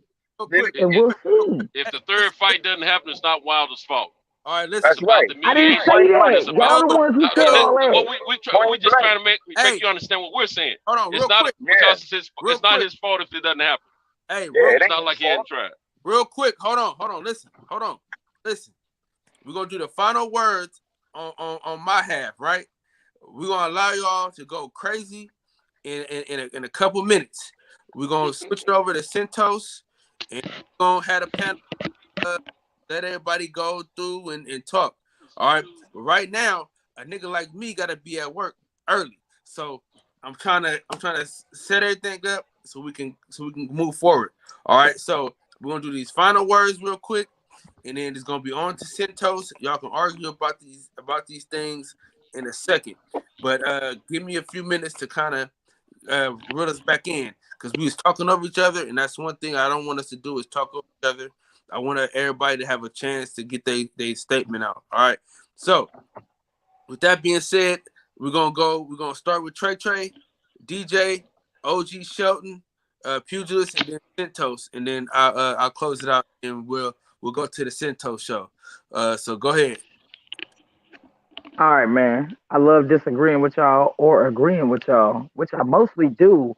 I just hate that people bringing up shit that's not even on the topic. You know, we all know what happened. The nigga probably cheated. He's definitely running off on the plug. I don't need that explained. We backtracking. Let's talk forward. Let's move forward. And I love fucking with y'all. Man, I was supposed to be going to bed early. I get off at 1. It's 2:04. I'm supposed to be asleep by 2. I got homework. I got school. I'm in a master's program, and you niggas got me out here arguing at 2-something in the morning, loud in a motherfucker. Neighbors probably gonna complain. Yeah, I'm saying. Yeah, I'm saying critically think though, y'all. Why are we backtracking and bringing up hella resumes, shit from around the corner when we talking about right now, nigga? What you finna do? Me, so I hope y'all can hear me. But anyways, I just want to know what we gonna do right now. We already know all the past shit.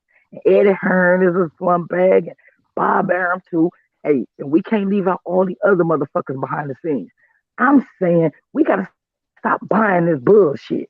Let me mute, cause I go on forever and do the Centos. Yeah. Okay, so let's go to my. Oh, it's on me? Yeah. The MMA division, man. Go ahead, fam. Once again, kind of an exciting show. I came in kind of late, man. I got busy here at work, but yeah, man. I just wanted to come in and clear up some things about Wilder, especially. I heard it mentioned twice, maybe 3 times, about that $100 and some million that he turned down. Let's go ahead and get that straight. That was a DAZN deal. That was not a deal to fight Anthony Joshua. That was a fight to exclusively fight on DAZN. Why would I go over to DAZN and y'all ain't got no heavyweights to fight that I want to fight except Anthony Joshua, and there's no deal in place to fight him? So that was a DAZN deal. That was a DAZN deal. He would have been in the same situation as Dudu Andre is right now, the sign to this streaming service, and don't nobody over there want to fight you. Triple G don't want to fight you, and Canelo don't want to fight you. So the top guys over there not gonna fight you. So now you stuck. You either gotta move up or just fight against your mandatories now. So yeah, that was a DAZN deal. That was not a fight deal to fight Anthony Joshua. He didn't turn nothing down against Anthony Joshua. Thank you. And Tyson Fury, for all his faults, admitted he saw the paperwork, the contract offer that was sent over to Anthony Joshua. Facts. It was pretty much everything Deontay Wilder said. Yeah, I'll take whatever you give me. 70-30 split. I'll take it. As long as you take that in the rematch. Facts. I forgot about that. Joshua's team said no. Eddie Hearn said no. I'll take the 12-5. You take that in the rematch. They didn't want to give him a rematch. You come over here, we're going to make it the biggest fight in Wembley Stadium, Wembley Arena. Fine, my belt says heavyweight champion of the world. I'll come over there. He was willing to give Joshua anything he wanted, a la Oscar De La Hoya, Floyd Mayweather, because he knew he could beat Anthony Joshua. That's another thing. And we're waiting to see we're waiting to see what he's gonna do. DJ. Yes, I'm sorry. Staying on when Centos gets on, right? Oh, I'm sorry, man, but final words, nigga. I blanked out, man. I blanked out. Thank you for having me on, man. As always, you know, I love this. I love this. This shit get my blood boiling, man. In a good way. In a good way. Here at it's 4:00 in the morning where I'm at, but shout out to my guy Kyle over in the boxing section. He got to get out of here, man. Thank you for having me on as always. Shout out to everybody on the panel. I love this. Big Shelton. Hey, quick question, y'all. My wife just called. I gotta call her back. Is somebody gonna be able to let me back in? Cause you know, I'm finna open you niggas' minds. Is y'all gonna be able to let me back in? We got you. Hey, shout out to Okay. Ken. All right. Well, I'm gonna leave for a few minutes and holler at my wife. You know, she on the East Coast, so hey, you know, I travel for work. My wife on the other side of the country. I gotta take this call. Hey, if y'all don't get on, it's Cam's fault. All right. So everybody, you hear that shit, Cam? Cam, you hear that shit? Let me on, cause I'm gonna make these niggas. Do what they do. Look, all right. He said he's staying on, so we all good. He got everything. He got the password. He got everything. So we good to go for the night. We up all night. So if I wake up at 4 a.m. and y'all still on here, I'm getting back on with y'all. But go ahead, OG. Well, here's the thing, man. Let's get this straight. I'm not a Wilder basher. I've been watching Wilder since he was coming on Showbox The New Generation. I love what he did, and I think he's great for boxing. All I'm saying is, I don't know if he's ready to come back, because in my opinion, Wilder has never really been tested. He smashed everybody. He got smashed. But he's never really been in a dogfight, is what I'm saying. I want to see him in there with a top guy in a dogfight so I can see where he's at. Because that's the only way you test yourself, is you in there with somebody equal to you, and it's not easy. And you have to dig deep to pull it out. Santos, you know what I'm talking about. DJ, you know what I'm talking about. Boxing pugilists, you fought just like I did. You know what I'm talking about. That's the only way you test yourself. Bashing everybody or getting bashed, don't tell me nothing. I want to see him in a dogfight. I got you. I hear you. 100%. Boxing pugilists, man, give us some. Yeah, I'm on here now. That's what I'm gonna say. I ain't gonna say too much. I'm on now. I'm gonna be on here for a little while. So you know, it's a great show as always. And I'm happy to be here. And let you go get some rest, and we're gonna finish this up. Yeah, hey, listen. Y'all can stay on as long as y'all need to, man. My producer, shout out to Cam. You know, that's the producer, man. He gonna make sure everybody can get right back on the panel. So shout out. You know, we gotta help Santos out. For sure. So go ahead, Santos. Give me your final words so I can give mine, and then I'm gonna let y'all go. Yeah, right now I'm just gonna say thank you, and appreciate you giving us the opportunity to keep this platform going tonight. And I'm gonna save everything I got until you get off. So we got unfinished business. All right. Go ahead. I'm done. Okay. Hey, man. Listen, I appreciate everybody coming through. Another one like the other one. Same super heated, man. Listen, another great show. This is one of my favorite shows, man. 2 in a row. Yesterday was a hell of a show. Today, hell of a show, man. I really appreciate everybody that came through. Chris Court, I know you're new to the channel. Appreciate you for coming through here. Mike Tyson, I ain't never seen you before. Shout out to you coming through. Mike Brown, appreciate you coming back on, man.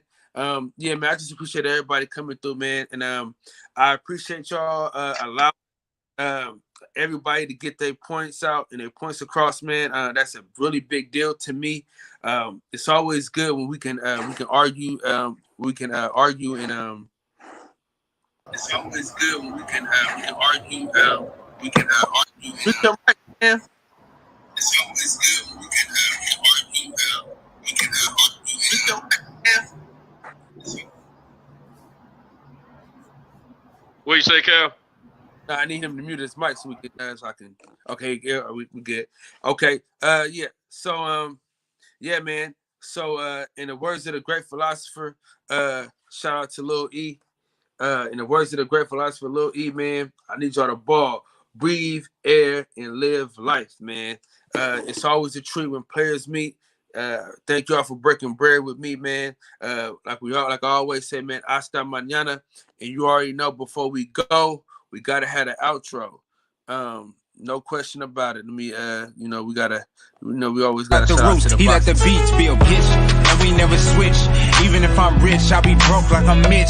Niggas talking down, but that's headed in the wrong direction. But I knock the shit out like the boxing section.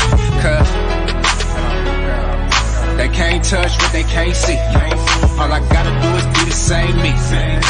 All I gotta do is keep it G. Always be the same me. While I'm solid, boy, they can't change me. No. All right, man. So y'all so that y'all know, man, we on. Check out that banner, man. Shout out to Centos Boxing, man. I like it. Really appreciate my dog, man. I know and you got my name in lights, man. I appreciate that, bro. Hey, listen. I told you. Listen, you wanted it. I gotta give it to you, man. You always want to stay on. And Cam was like, dude, just give me your password so everybody can just stay on. So, of course, I had to do it, man. So shout out to y'all, man. I really appreciate y'all, man. Hasta mañana. Hey, DJ, you already know what tomorrow. Thursday. You already know what's going on Thursday. Yes, sir. I'll be there. Hey, listen. So, send me your fantasy fights too. By the way. All right. Cool. Hey, we'll be back with the fantasy fights tomorrow. I gotta do a breakdown. I gotta do another breakdown, man. This was a great show, man. I really appreciate y'all boys, man. We got a nice core. And I appreciate it. Cam, I need you to figure it out because I'm about to log off. All right, hey, Centos, get us started and get us home, man. I'll holler at y'all tomorrow. Peace, brother. Good night. Peace, Kyle. All right, Centos, kick it off.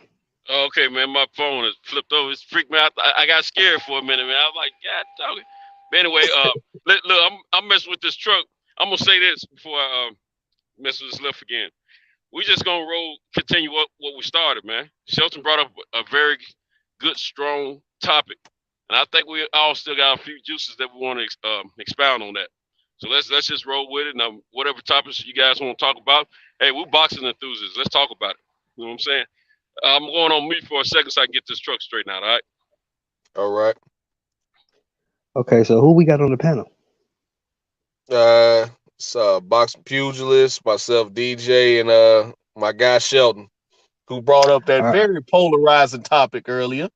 And yes, I kind of want him to explain more about what he meant by that. Like, when you say more manufactured, do you think they kept?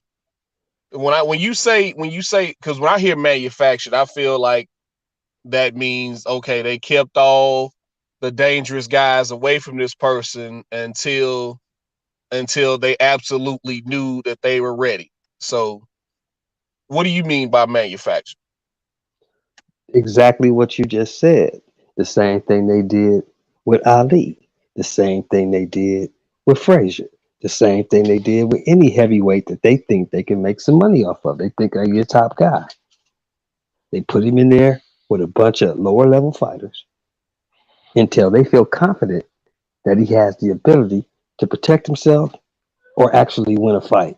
Then they start stepping him up. They did that with Wilder.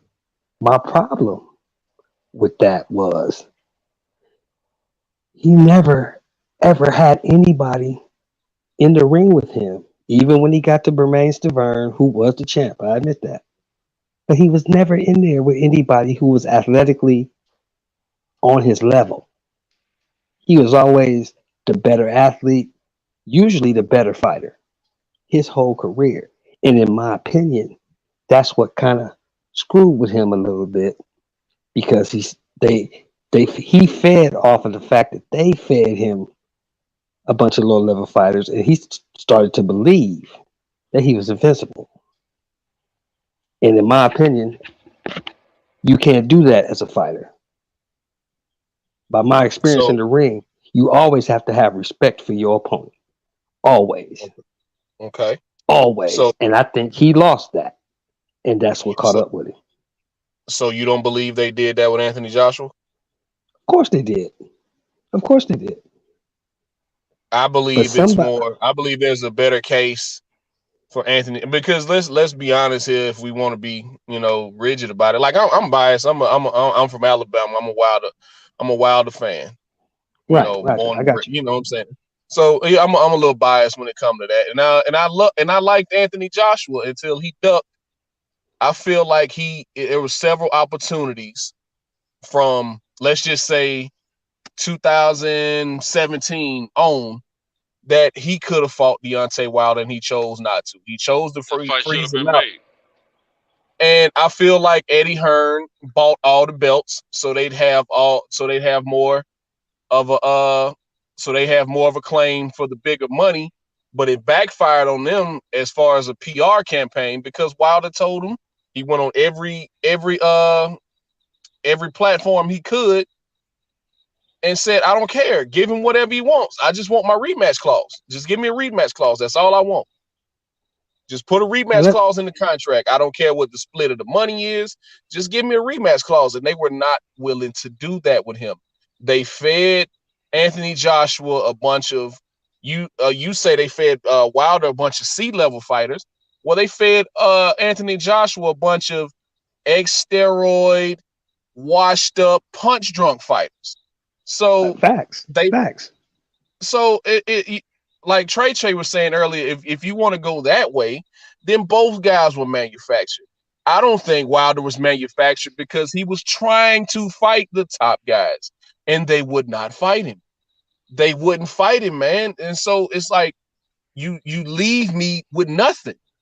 You bought Joseph Parker, you bought Charles Martin, two of the belt holders.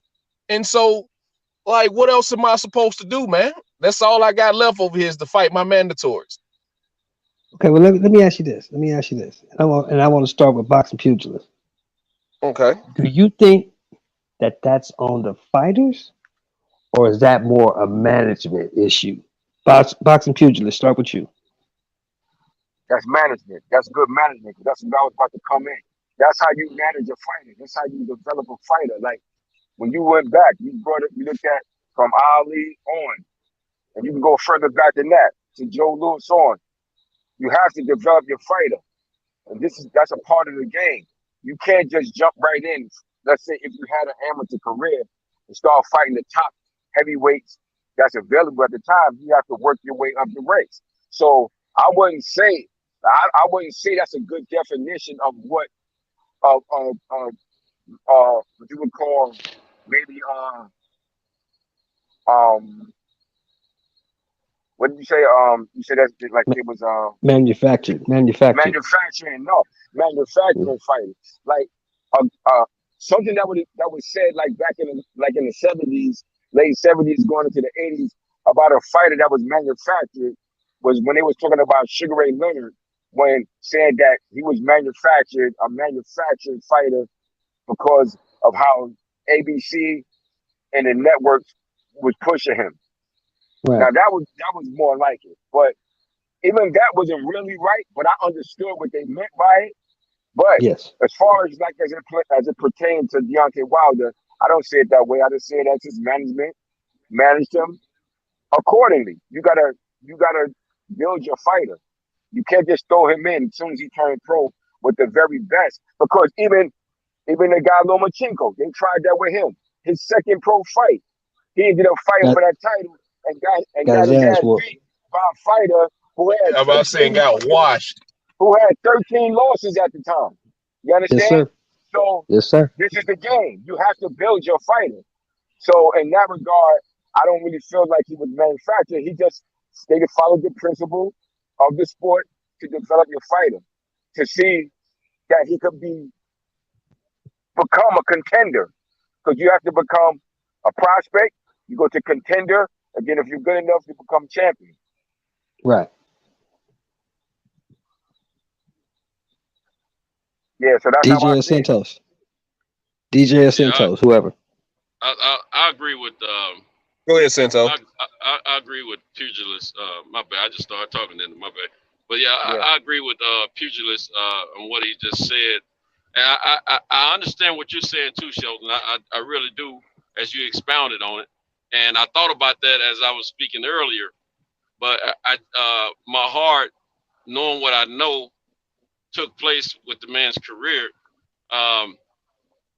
I like to call it a building process, because if anybody needed their career built and they need to find out more about what this guy's capabilities are, it was Wilder, in my opinion, because he had the lighter and shorter window in amateur fighting. His experience level was a lot less. So, but I don't. I was glad that Peaches brought up the analogy with Lomachenko, because I was thinking of the same thing. Now, after that fight, I would say Lomo earned everything else. But in the beginning, they stuck him in a championship fight right off the bat, and that there's fast tracking, and then there's like, we're gonna make this happen.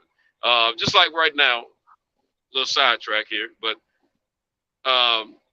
this Joshua and Fury fight, this, in my opinion, is an abbreviation of manufacturing, because of the simple fact of what they built it up to be, because it's two countrymen. This is something never happened before for Undisputed, and they putting a whole bunch of money behind it. So it's all about the money right now, and let's not get it twisted.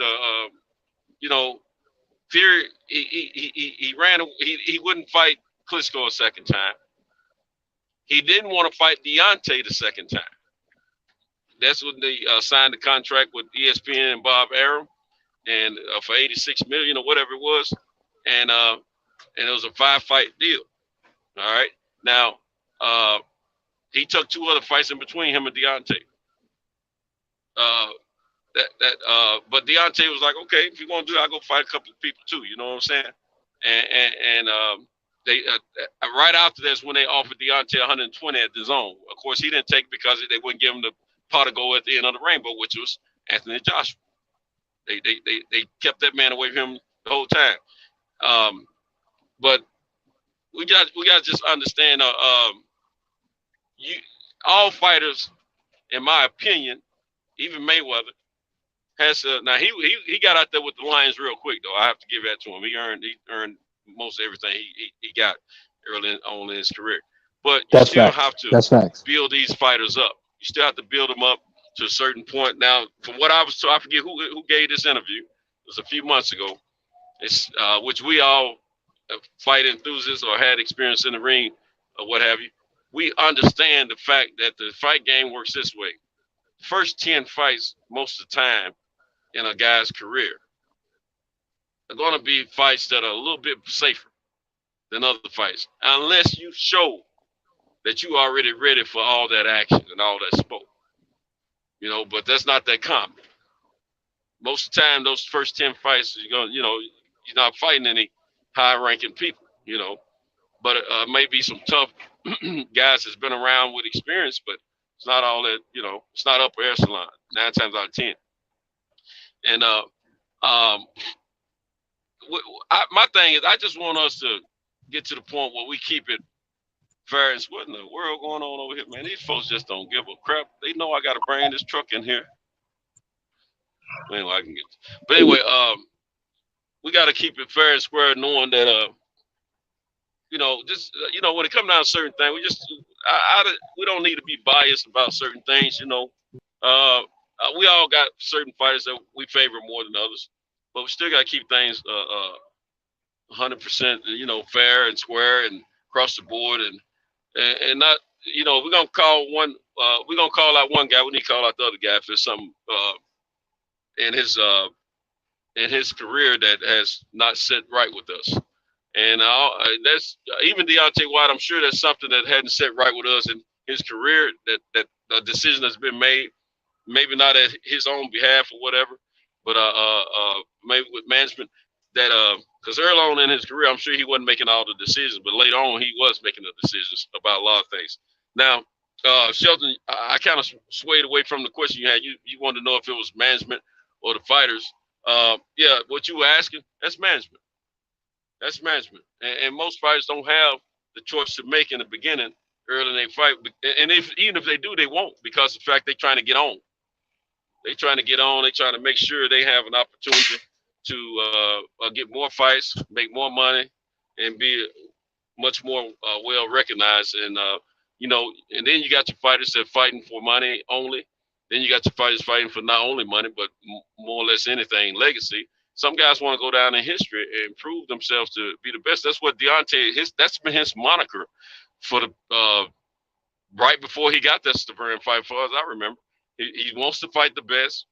He wants to be legendary, and he wants to do things that that's not a decision made by his management team. He wants to fight.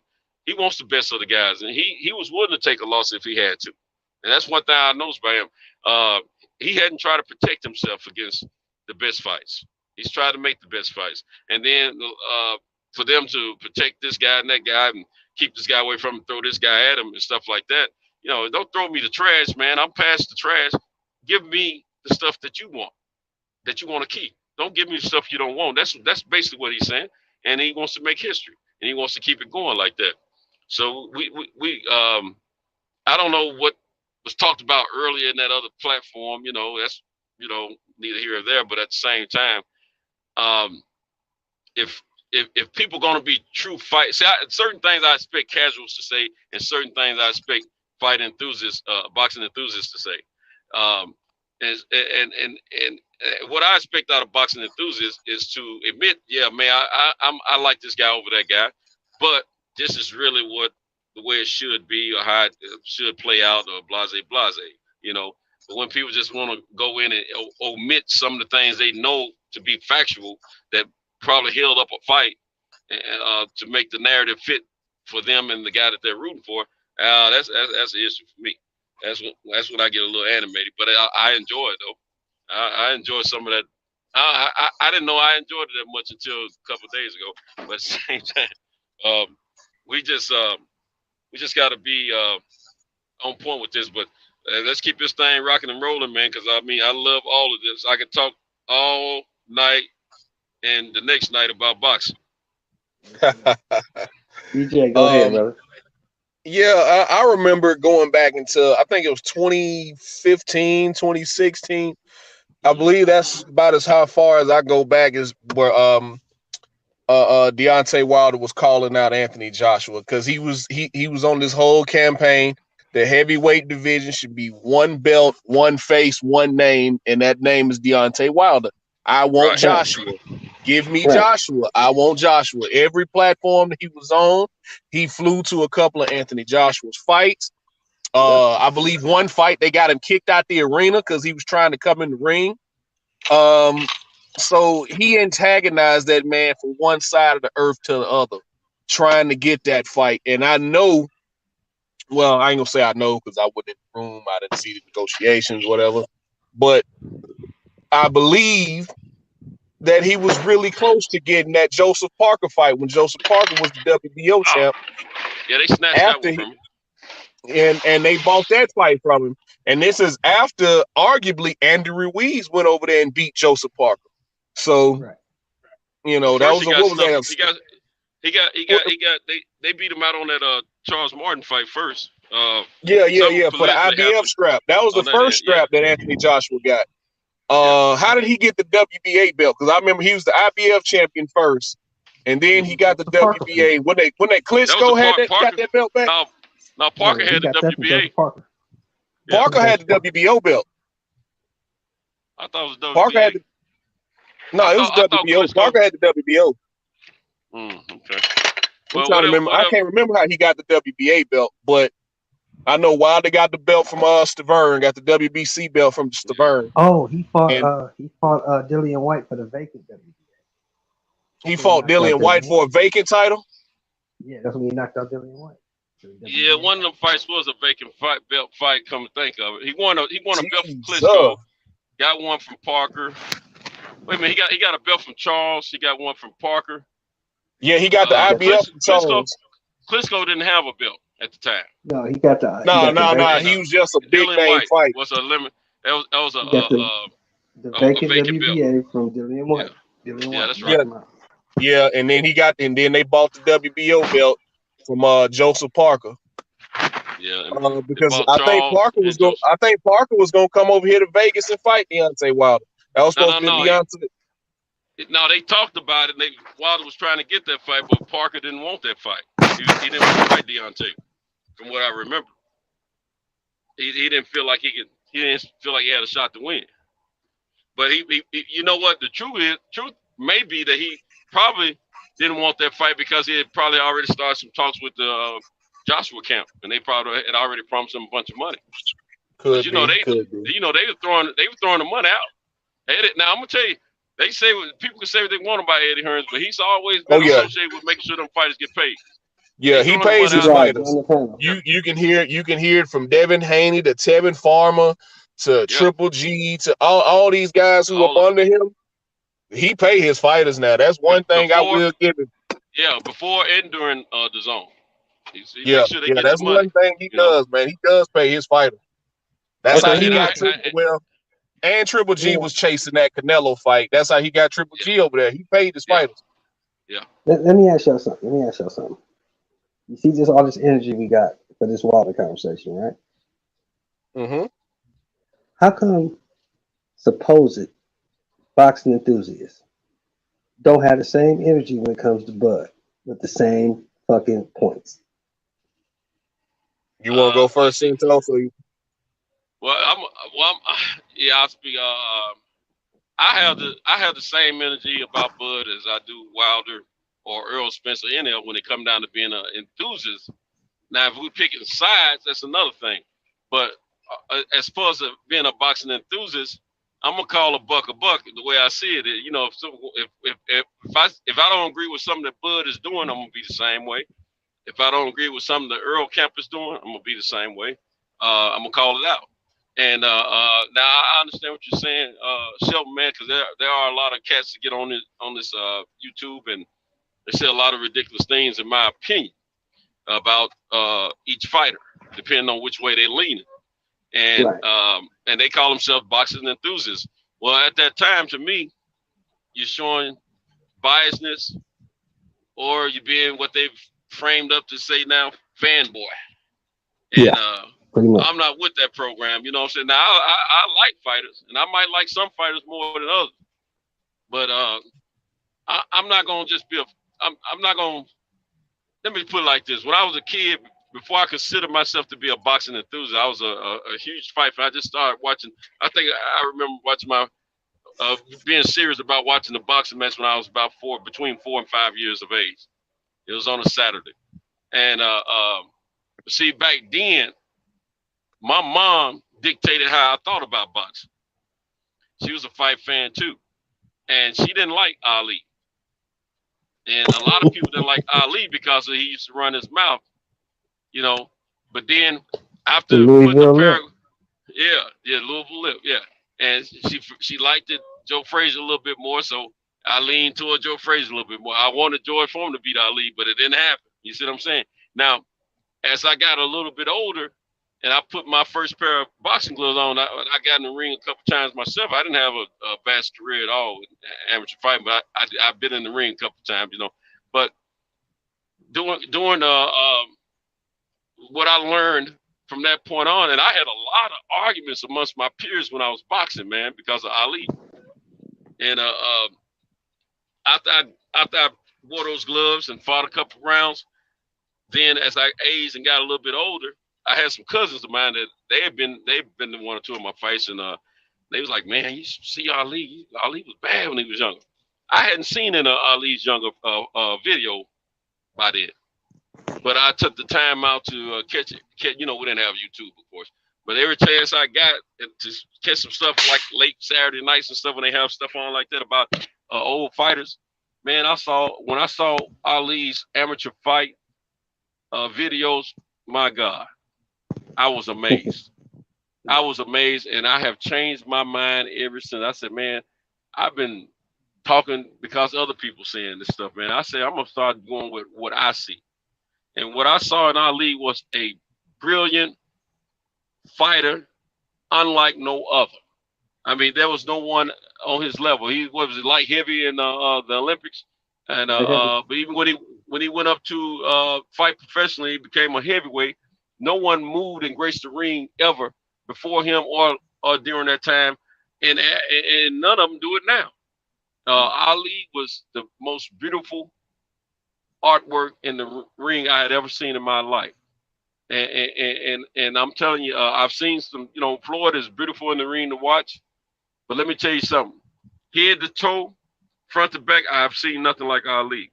The man, when he said float like a butterfly, sting like a bee, that's what he did. And no one ever titled Ali as a knockout artist, you know, but he knocked most of his guys out because he had speed, accuracy, and a high IQ, and he could move like no other. The Ali that could move, the way he moved before he was ostracized outside the ring because of political and illegal stuff, that Ali wasn't going to be beat. No, he wasn't. He wasn't. So after that 3 year hiatus, yeah, you had a chance, you know, but it was still not easy. I mean, the man, what did he lose? 5 or 6 fights in his whole career, and he was older than Methuselah almost when he lost his last one, you know. Yeah. So that's it. So my thing is, no one argues when they say he's the greatest. He labeled himself that. We know there's a lot of guys that have better records, you know, more wins, less loss, or more wins, maybe a few more losses. Like Sugar Ray Robinson. I mean, the man, he did something no one else did. You know? That'll never be touched. That record will never be touched. No. But the thing is, when you see greatness, you recognize it. And Ali was greatness. And so Ali is still the gold standard to this day. And guys got to understand, stop picking and choosing what fits the narrative in your mind. Go with what your eyes see and what your mind tells you about the sport. Keep it real, you know, tell the truth. A lot of times, like I was glad to hear DJ talk about that 120 million. If people really paid attention to what was going on, and we know why Wilder turned it down. And I was glad he spoke because I want to speak on, but you know, I get long-winded. But the thing is, man, this guy that you know, just talk about the 100% true effects of what's happening in this fight game. And I still, you know, you guys have got to know me a little bit. You know, I still say we need to leave purse talk out of it because purse talk keeps us from getting fights. Exactly. Let them argue about the purses. Here's the thing that DJ was saying. Here's the thing that DJ was saying on that $120 million deal. The Zone came out afterwards and said that was a messed up deal. Exactly. But and guys know that, but they won't admit to it. They still want to keep the narrative that he gets turned out $120 million to duck Joshua. He never ducked Joshua. Oh, and don't forget this now. Joshua called Wilder out first, and Wilder said, I want to fight him, but I was trying to get a young man an opportunity to get some experience. So I remember that because Wilder was on the panel at that you know, with the analysts that day. You know, when it was one of Joshua's fights. Let me see. I don't know who he was fighting.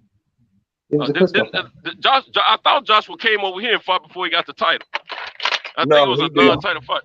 No, he never did. He didn't. No, he didn't. Okay. No, his first fight over here was Andy Ruiz. Yeah, that's right. That's right. But you know what? That was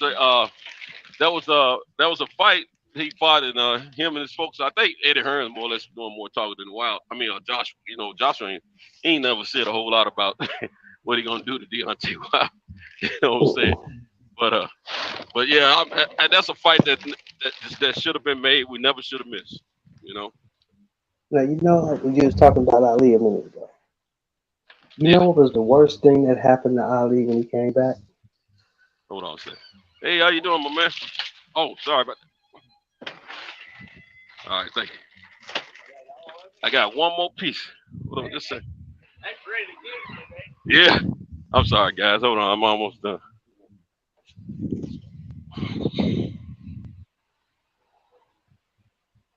Go ahead, Sheldon. I'm listening. All right, You know the worst thing that happened to Ali when he All got right, back, have a when he good came back in the 3 years? All right, you too. The worst thing that happened to him was going 15 rounds with Oscar Bonavena. That was Going the worst 15 thing that rounds with happened who? to him. Oscar Bonavena. You That talking was about the Ali? worst thing that happened. Yeah, that was the worst thing that ever happened to him. Because in that fight, I think that shit convinced Ali that he could do anything. Convinced him he could do anything. And he went into that Frazier fight and he wasn't ready. Oh, you talking about after he came out off the hiatus? Yeah, after he came off for 3 years. Gotcha. Yeah, because that was He stopped Corey. He fought yeah. Bonavena 15 rounds, knocked him out in the 15th. And that probably convinced him after 3.5 years off, I take a tough fight like this and knock him out in the 15th. Oh shit, Frazier can't fuck with me. And he didn't realize that Joe Frazier was what they call a truth machine. Yes, If your ass wasn't in supreme condition, Joe was gonna find out. Joe was gonna find out. Because he was always in top shape. Mm-hmm. And he stay on your butt too. Yeah. And like you say, he couldn't move no more. Like he could move when he was 30, like he could when he was 25. So he had to set his feet and fight. And that's all Joe wanted. And Joe was always a true heavyweight. He came in the game as a heavyweight. He didn't build himself and work himself up to heavyweight. No, Joe was a monster. Yeah. Joe was a monster. Yes, he was. And you know, Ali was out. Yeah, this truck tripping. Ali was always a sucker for that left hook, man. Yeah, he was, because he didn't use he didn't have no defense. His defense was moving his head. Right. Defense was reflex. As great as he was at moving and making people miss, that left hook was always finding a place on his chin, man. Well, you remember they asked Angelo Dundee, how you gonna train him? Angie said, well, he does everything wrong, but the shit works. So I'm gonna leave him alone. Angelo Dundee said, Ali does everything wrong, but the shit works. So I'm gonna leave him alone. Let him do what he does. Yeah, he sure did. Yeah. That's one of those Tom Brady and Belichick type situations. Yeah. Except Tom Brady was, he did a lot of stuff correctly, format wise. And but yeah, Ali was okay, Roy Jones, he did a lot of stuff wrong, but it worked. You know what I'm saying? But it worked. Some guys are just much more athletic and the IQs are so much greater than their opponents at the time during their career, man. You can get away with a lot of stuff. And see, one of the things that outside of his abilities and his agility and his IQ that made Ali so great, those guys that he fought back then, they hadn't seen anything like him ever. Right. All they heavyweights were used to slow guys, right, with banging, winging punches and punches as hard as they could. Ali set you up. He ain't punching hard in the beginning, but once he gets you tenderized, oh, your meat is cooked. Yeah. Now here's a question for y'all. Who had his number? See if you remember that.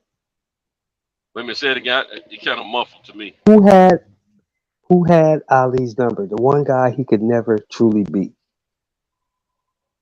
I was about to say, I'm only 32. I ain't never get to see him fight live, so I don't know. I heard.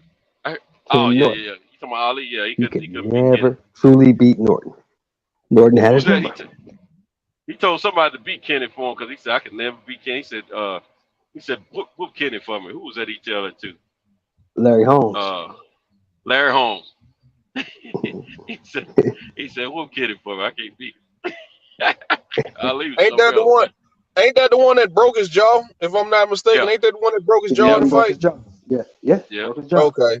I think I remember my granddad telling me about that. It's a Yeah, Kenny 12-round Norton broke fight. He his jaw. fought 10 rounds with a broken jaw. Yeah, crazy. And Ali was never stopped. Never stopped. And let me tell you, I would, it's almost, it got me almost thinking he had his jaw broken more than once, man. But I know Ken Norton got him and broke his jaw, but I think Frazier and it got him was, too. I was that's what about I to was thinking. say, I was thinking Frazier. I thought Frazier yeah, broke his jaw in one of those fights, man. But let me tell you something. You had to kill Ali to get him out of the ring, man. He is And that's not the going to difference leave with the out of that fighters ring, today. bro. Yeah. Now let me ask DJ this. Let me ask you this, DJ. okay. How do you feel? Do you feel Mark Breland was right to stop that fight? Do I feel like he was right? Yeah.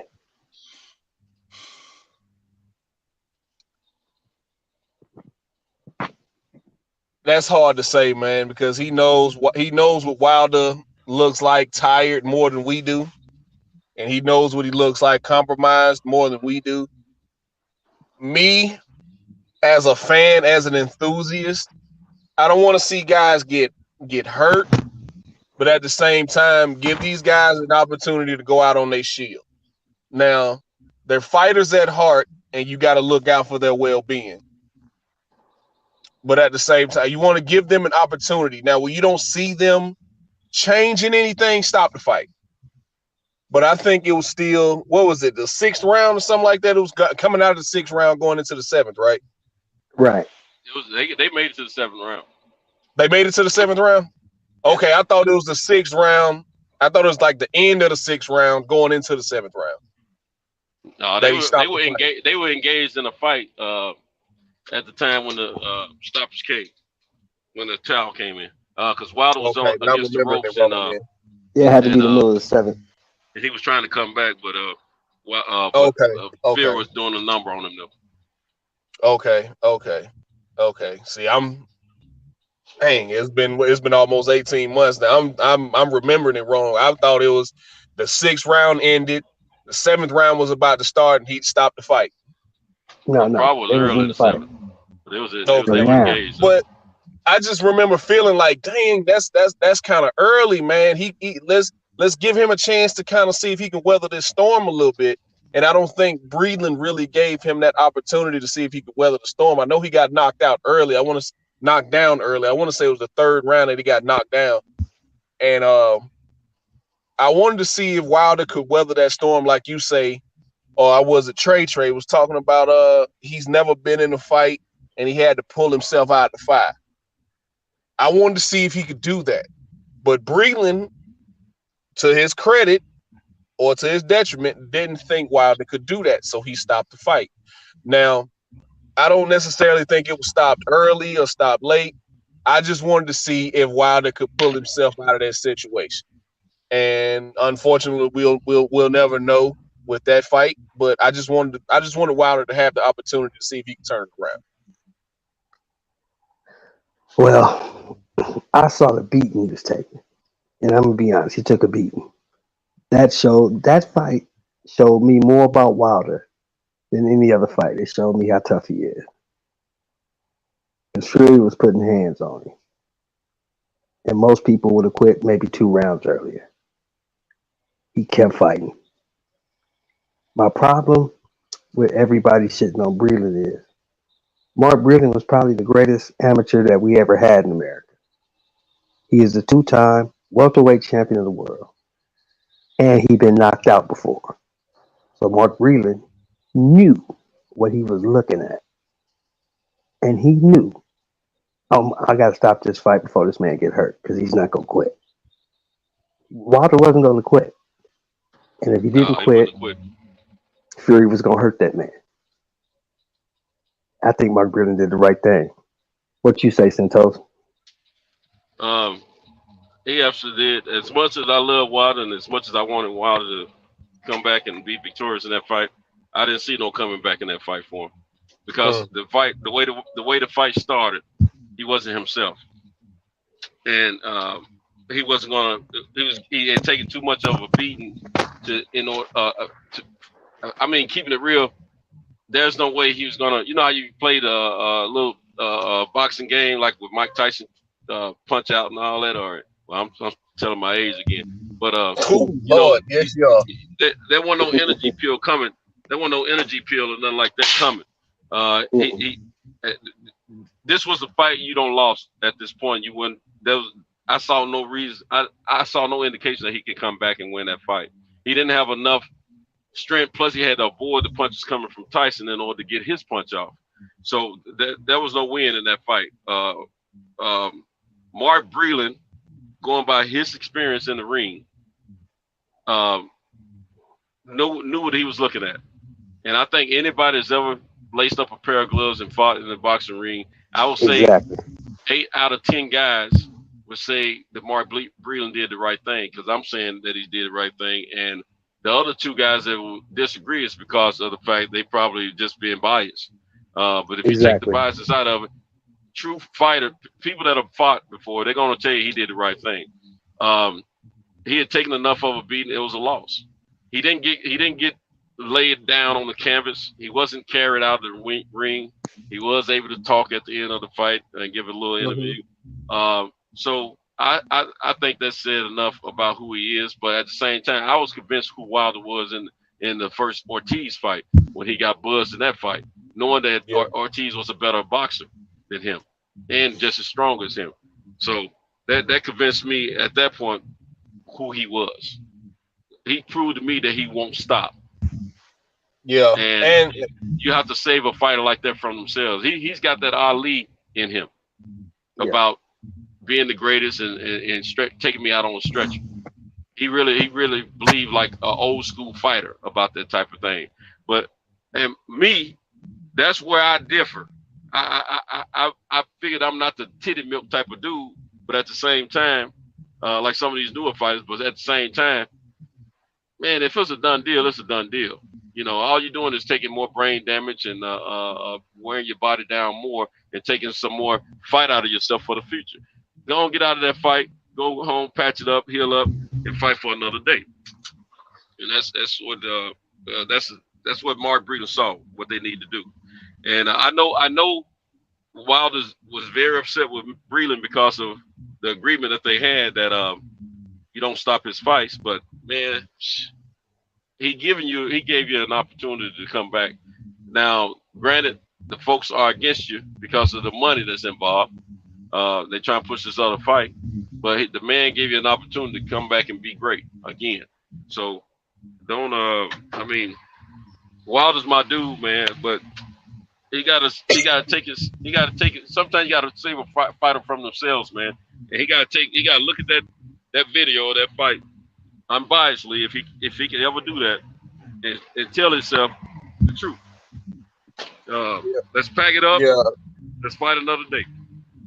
Yeah, I'll have to go back and watch that fight again, man, because I didn't see, like, at the end of it, he was still coherent. He was still aware of everything that was happening.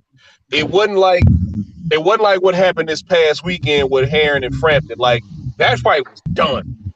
Like, I don't see how Frampton got up from that uppercut.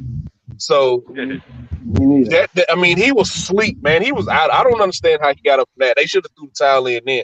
I didn't see that. I just saw Fury connecting a lot, and he dropped him. I was like, okay, that was a flash knockdown. Good. But like I said, I'm biased. So I was like, but I'm still watching the fight. Like, damn, he really getting hit a lot. Like, damn, oh shit, what's wrong with his ear? Where's he bleeding from? Like, what's going on, man? Wilder, wake up, man. Wake up. You still in it. So I kind of wanted to see him come back from that, but at the same time, I didn't want to see him get hurt. I didn't think he was, just from watching by, I didn't think he was hurt. I just think he was taking a beat.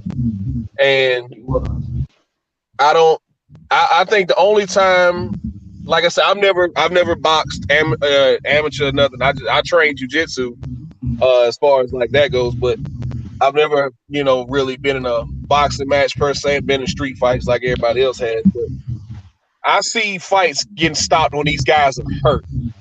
Like, okay, he's hurt, he's dizzy, he's stumbling around the ring, he just fell through the ropes. Let's end this right now.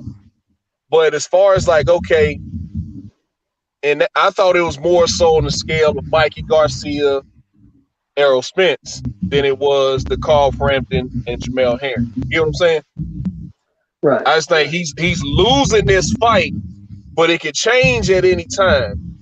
It's like he's clearly losing this fight right now. No doubt about it. But I don't know. I just, as a fan, and as you know, like I said, I ride for Wilder hard, especially being down here in Alabama. We ride for him hard, so that was a hard fight to watch. I hadn't watched it since that night, so I'll have to go back and watch it again. Go back and watch it, man. And I'll have to go back and watch it again because I didn't feel like at any point in that fight, yeah, he got dropped, but I didn't feel like he was hurt. I just felt like, man, he's losing a fight. I don't think he was hurt like he was hurt in that Ortiz fight, but I don't think he I don't think he could deliver those signature Wilder punches to Tyson under the circumstances, and he was taking more and more abuse. I think something happened before he got to the ring. Because Wilder came when he took that mask off, he did not look like himself, man. And I was worried from that point on. And then the way he was the first round or two, I thought he was gonna be all right. But then when before he started getting in trouble with Tyson, I saw the legs not looking strong like they normally would. I was like, something ain't right with this kid, man. Right. And so I'd rather not see a guy get hurt worse beyond the point of what he's already endured in a fight. So I was okay with the stoppage per se, but and I'm gonna tell you, as a man, as a fighter, Wilder is who I favor more than any. I want to see him if I don't see anybody else fight. Mm-hmm. Even after that loss, I'm the same way. But did you guys watch the Hooker Ortiz fight? Oh yeah. No, I missed that one. Okay, Pinto. Did you see how unsteady Hooker looked on his legs from like the second round on? He didn't look strong, did he? I don't know about the second round. I thought he was okay then, but whenever he got hit in the body and he couldn't breathe, he wasn't steady after that. I remember that. Well, in my opinion, he never really looked strong and steady on his legs. And I'm saying that to say, you could see from round 2 of the second Wilder fight that he wasn't there. He wasn't steady. And he was going to continue to take abuse. I'm glad they stopped that fight in the 7th because he couldn't have lasted 5 more rounds of the pound than he was getting. Because Fury wasn't going to let up. He wasn't going to let up. And he would have hurt that. Too much more time left for that fight. Yeah, he's going to hurt that man. And you're talking about a 280-pound man. Now, I don't give a damn what nobody say about Wilder's a bull and he's strong. That's fine. But if you 230 and you got a 280-pound man who ain't tired beating on you, that can fucking kill you. Oh, yeah. That can kill you. So I just couldn't understand what was all the hate and the mean-spiritedness for Mark Breland when that's the only dude in your corner who had enough experience to see that you wasn't gonna win. And all you I hate that. Fucked up even more. Yeah. I'm gonna save you so you can go home to your child. I'm gonna save you because these motherfuckers ain't gonna do nothing. They gonna let you sit here and get killed. Yeah, I hate that all that got out between them two, man. I really hated that. That should have stayed behind closed doors. That man. really should have stayed. That was their business, man. I really hate that all that got out. I didn't like when Wilder came out with that. I didn't like when he blamed the suit, even if it may have been true. It's like Mark Breland should have grabbed that suit and was like, feel this shit. You're not walking out there with this on. Right. So I mean, they say he tried it on the night before. And he was like, yeah, it feels good. But then he had to wear it. Apparently, he had to wear the shit for like 25, 30 minutes before he walked out. I think that's what they underestimated is the fact that they let Tyson come out first, and there was a long wait time. And I think he had it on longer than he needed to. Because it's just like when you're working out. So what that iron feels like when you first grab it? It's not so Feel bad. good. You do enough of it, Nah, it start burning. you get to about that fourth set. Yeah. Yeah. I think that's what it is. Now here's a question. Now here's a question that was asked earlier, and I'm gonna ask y'all this. Which one of the excuses, and I'm gonna start with DJ first. Which one of the excuses you heard made you say, "Hey man, you doing too much"? Now come on now. Which one was it? It was everything related to Mark Breland. I don't think Mark Breland would sabotage his own fight. Now, as far as like everything else, yeah, it may hold water, but bro, you put that suit on. You put the suit on. It's like who didn't monitor his gloves? Because I remember seeing, as much as I can't stand him because I don't like the way he moves, Big Head Ellerby was right there before the Marcos Maidana fight, before he fought Floyd that first time. It was like, no, feel this. He's not getting in the ring with Floyd with these gloves on. Right. Who was there to do that for Wilder? JD's was in the room. He was the only one in the room with Fury. JD. But he doesn't have the experience that he needs to see certain things, in my opinion. And I understand Deontay wants to trust him and keeps him around because that's who he started with, and I respect that. But at the same time, sometimes you need to know your personnel. You need to make sure you put somebody in there that can see with the experienced eyes and know what they're looking for. Perhaps a former, a trainer who's had a longevity of great training, or a former fighter who's had a vast career fighting and know what they should be looking at, been around the boxing gym for a long time. Because JD is, I don't know how long he's taught amateur boxing. I don't know how many amateur fighters he's taught or whatever, but I don't think he garners the experience outside of those 40-something fights with Wilder on a professional level.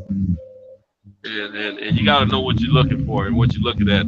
That was one of the things that made Nassim Richardson a great trainer, because he knew what he was looking at and know what he was looking for.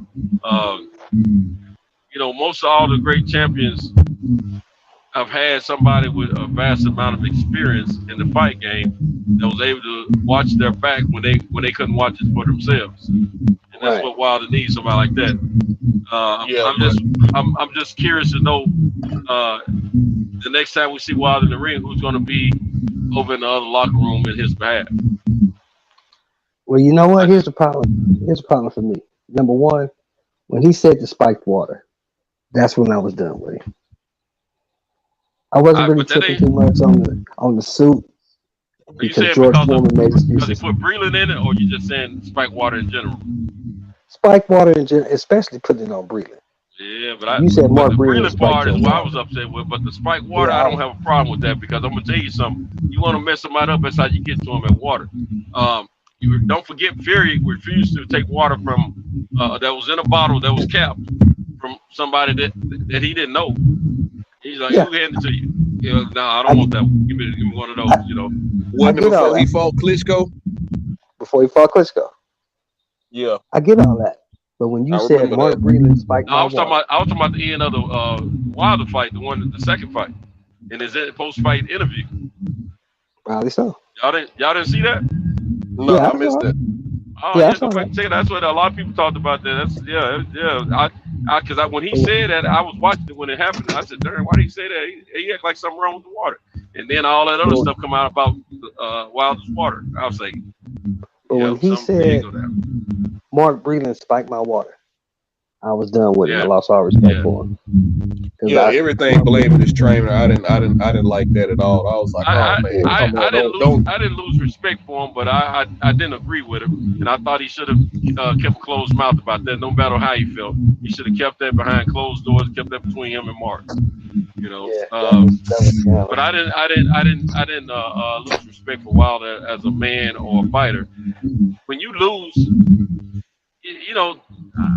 after you've had a number of fights and a number of years of respect, I mean, of positive wins, and something new like that happens, you reaching and trying to figure out everything that possibly could have went wrong to make that not for that results to come out the way it did.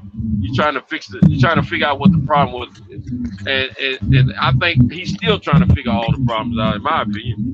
I just say because the biggest thing, the biggest problem was whatever happened to.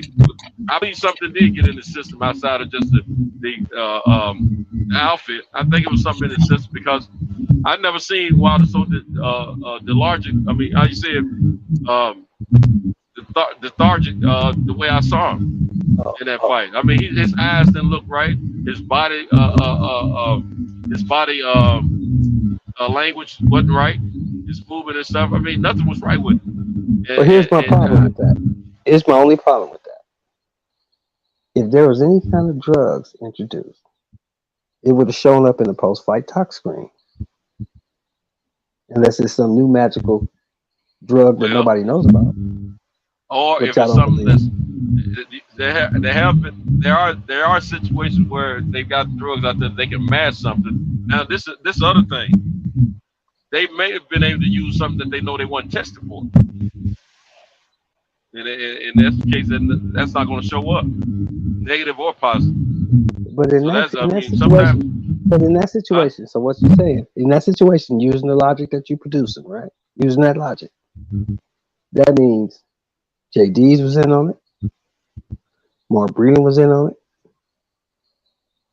the WBC was in on it, the Nevada State Athletic Commission was in on it. Well, we know where they are. We ain't got to worry. They don't miss too many things over the years.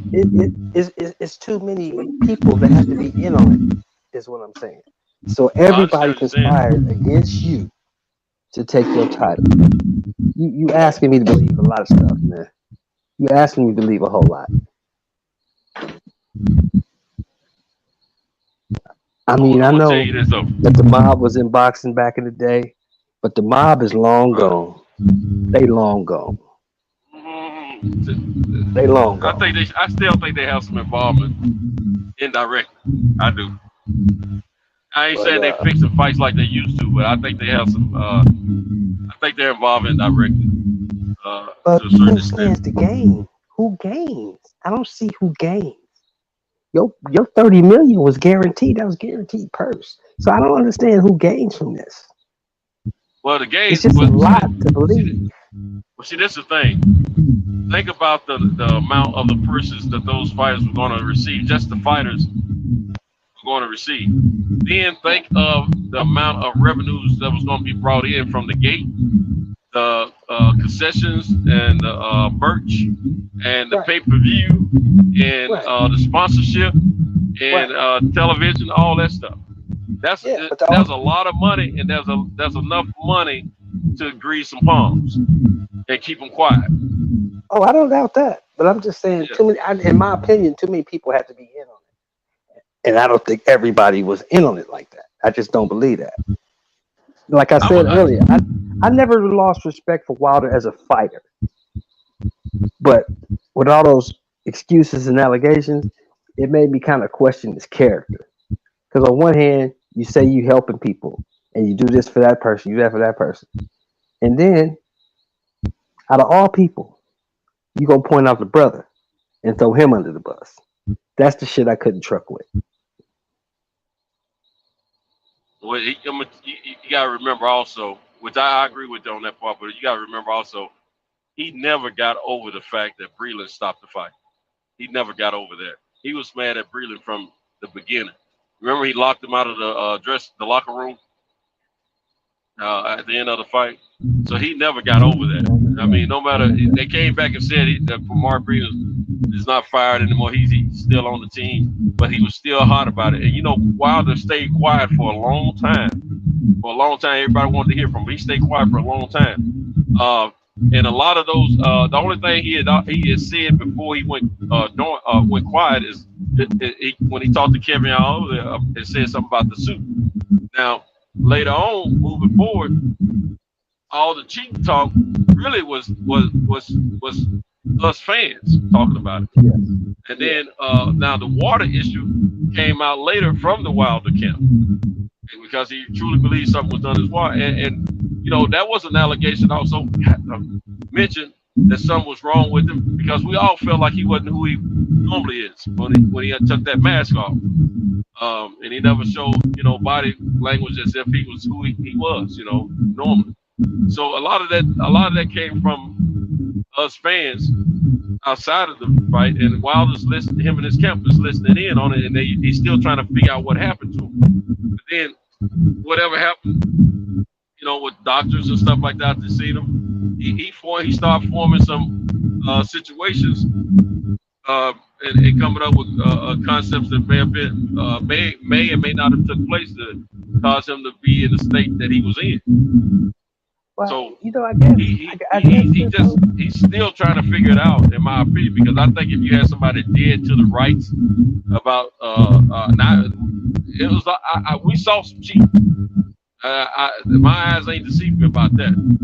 But all the stuff that we've heard about outside of what we've seen on video, if it's not on video, I can't say that it actually happened. I don't know. But I do think see when it come down to water, something like that, you ain't got to take no cap off the water to do, you know, to fix somebody up.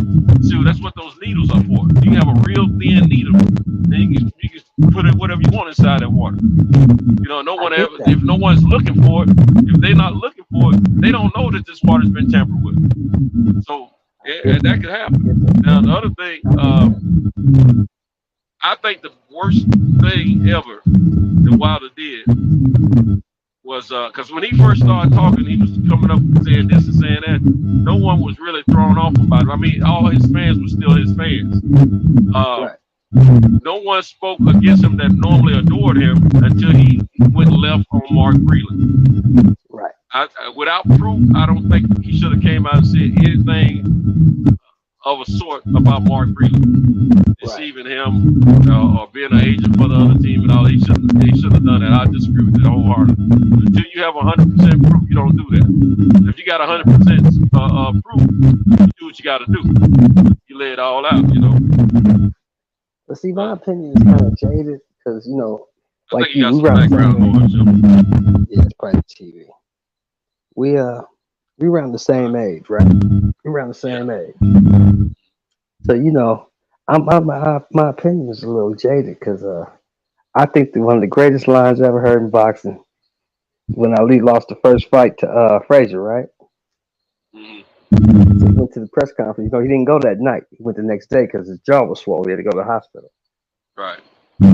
He came back the next day and they asked him, they said, "Hey, champ, so you went down in the 15th. What happened?" He said, "Oh, the 15th round. You mean when I tripped over that left hook?" Oh yeah. But when Ali lost, he kept it real. Yeah. He kept it real, you know. And all through his career, he let it be known that he was a sucker for a left hook. Yeah. You know what I'm saying? You know what I'm saying? So, and that's what I'm Consistent. used to. That's what I expect. Yeah, he did say he talked about that left hook by tripped over. Yeah. So if I lose, I got Yeah. beat. But I shall return. Are That's you all outside? No, I'm in the house. Are you outside, show? I'm in the house. Everybody sleeps, so I'm trying to be quiet. Oh yeah, you got some background noise. Okay, hold on.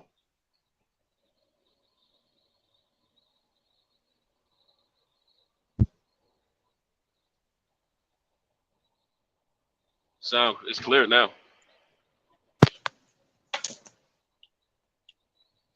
A little clearer. Is that better? Good. Yeah. Yeah, man. Yeah. Yeah. So that's what I expect, man. You know, I expect you to be a man. Look, I got beat. I'll be back. If he'd have done that, right, I think it would have turned out so much better for him. Well, see, that was right after Ali's fight, right? That was a post fight interview when he talked about that, Am I remembering that correctly? Yes, sir. Okay. Remember Wilder's first interview publicly, right after the fight, was inside the ring, and he said, "The best man won tonight. I'll just come back and fight again." And he let it be known that he wasn't happy with his corner stopping the fight, though. That's facts. That's facts. He did say that. He did say that. But he did give the man credit at the end of the fight.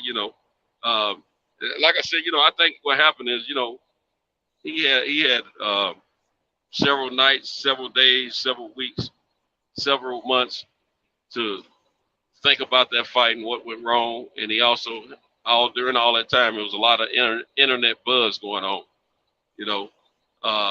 Him in his corner looking at that. Then the fact he went to the doctor, got looked at for the dent inside his head, upside his head, the blood coming out of his ear, things of that nature, And when if the doctors actually said something to him about, cause that ain't normal. A guy getting a dent in his head, that ain't normal.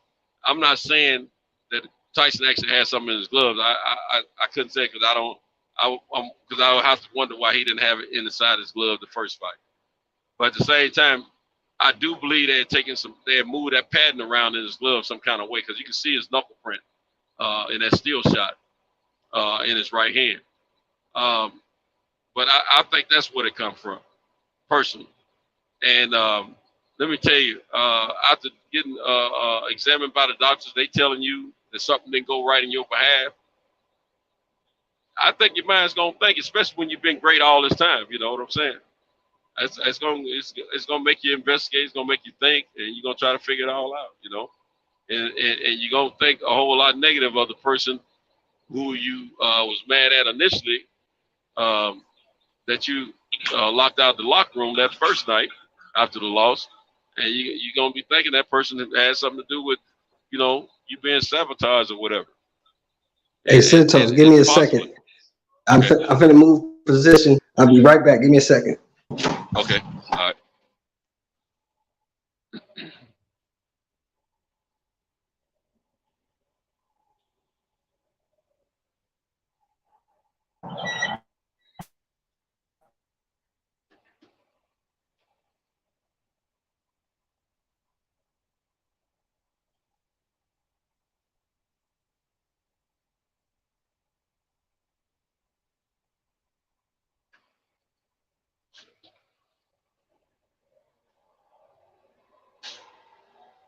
Man, it stink over here in this area. Goodness gracious. Can you hear me? Yeah, I can hear you fine. Okay. Yeah, man. It's just, I think he's a great talent. Because of what he did in really 12 years of boxing is unheard of. It's unheard of. You know what I'm saying? And I do admit, as much as I hate it, I do admit, if you can go 41 and 1? I think he went 42 or 43 and 1. 42 and 1. It's either 42 or 43 1 and 1. 43 1 and 1 with 42 knockouts. It's something you doing that the other motherfuckers can't deal with. It's something you doing. Right. So I give him that. And with that one belt, he's still going to Hall of Fame. I think first ballot, because he did tie a record that Ali had, which was 10 consecutive defense wins. If he had beat Tyson, he would have had 11, which he would have passed Ali. And in all actuality, you have to give him the credit that you can only fight the guys who you can fight. You can only fight the guys that get in the ring. That's all you can really do, to be honest. If he was out there playing politics and trying to bounce around guys, that'd be different. The only guy I know he kind of bounced around, and I'm just keeping it real, but I don't blame him. I would have done the same thing, and that was Dillian White, because fighting Dillian White at that time was like taking a step back. Until it was time for a mandatory. Right. But he's trying to pursue the Joshuas and the Furies, the upper echelon of fighters. They were the top 3 guys. So why wouldn't he try to fight them? And actually make some money. Make some money. Right. Because he wasn't really making. He was making 1-2 million here, but that wasn't really no money. Yeah, he would have probably got a few million more fighting Dylan White by that time, but it wouldn't have been the same level of money though. Well, he would have got 20 plus million fighting those other 2 guys. Dylan White probably would have been like a $9 or $10 million fight for him, and probably 6 or 7 for Dylan White. Because it was kind of for their country. In the UK, it has some profile to it. And Dylan White, we gotta keep it real. Dylan White sold that attention. He sold it to his country as well as a few others. You know what I'm saying? Yeah, he did that. But we all figured it was going to be a wash at the end, though. Yeah, we knew that. Because he got Dylan White hurt and got him doing the stinky leg, it was going to be over. Yeah, it was out of there. He was out of there. Mm-hmm. And Dylan White showed us that a couple times. Right. Exactly. You get him hurt, he's out of there. So now Dylan was doing good against Joshua. They had a little rivalry anyway, though. He was doing good against Joshua. And then he got caught. It was over. He got caught, and that's his history. Right. It's just that like I said earlier, man. I just want to see Wilder in a competitive fight, because most of his fights, let's just be honest, either they was a wash or he got beat. Yeah, but you're not giving him credit for that first Ortiz fight, man. That was an exciting fight. It could have went either way. No one knew who was going to win. A lot of people favored Ortiz in that fight. It was an exciting fight. It was. But my point is, Wilder, that's the first fight, in my opinion, where he showed patience. He was just waiting. Waiting. That was the second fight. First fight is when Ortiz almost had him out of there. He was buzzed. Yeah, Ortiz caught him in the 6th. Yeah. He caught him in the 6th or the 7th round. I think it was 7. I think it's 7 when he caught Ortiz. No, that's when Ortiz caught him. And he beat Ortiz in the 10th round. Yeah. Yeah, he knocked Ortiz out in the 10th. Yeah. Yeah. Now the second fight is when he was showing patience. And he was taking all them punches from Ortiz, but he wasn't hurt though. But he was being patient and trying to land that one punch. But that first fight, he had to fight a little bit. He had to fight, man. Because him and Ortiz, they went at each other, man. To me, that first fight showed me more of the who he was if he got hurt. And I thought he had got hurt by one of the best out there at that point.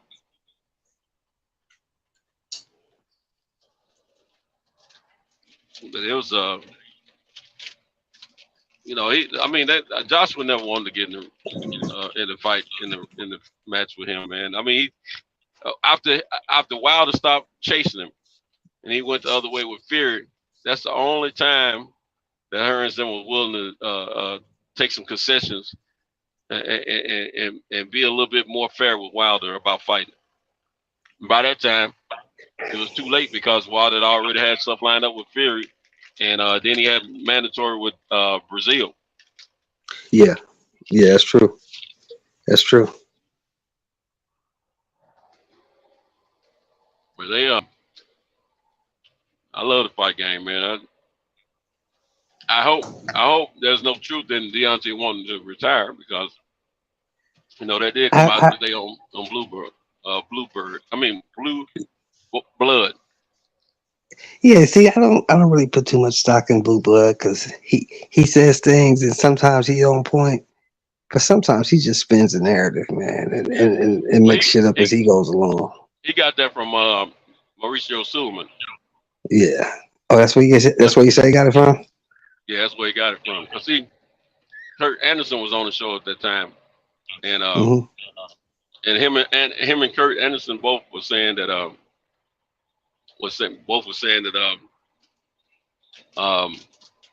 that Wilder, when they had him on the show, Wilder expressed his interest to continue fighting, and which we all have heard that, and he wanted that third fight and things of that nature.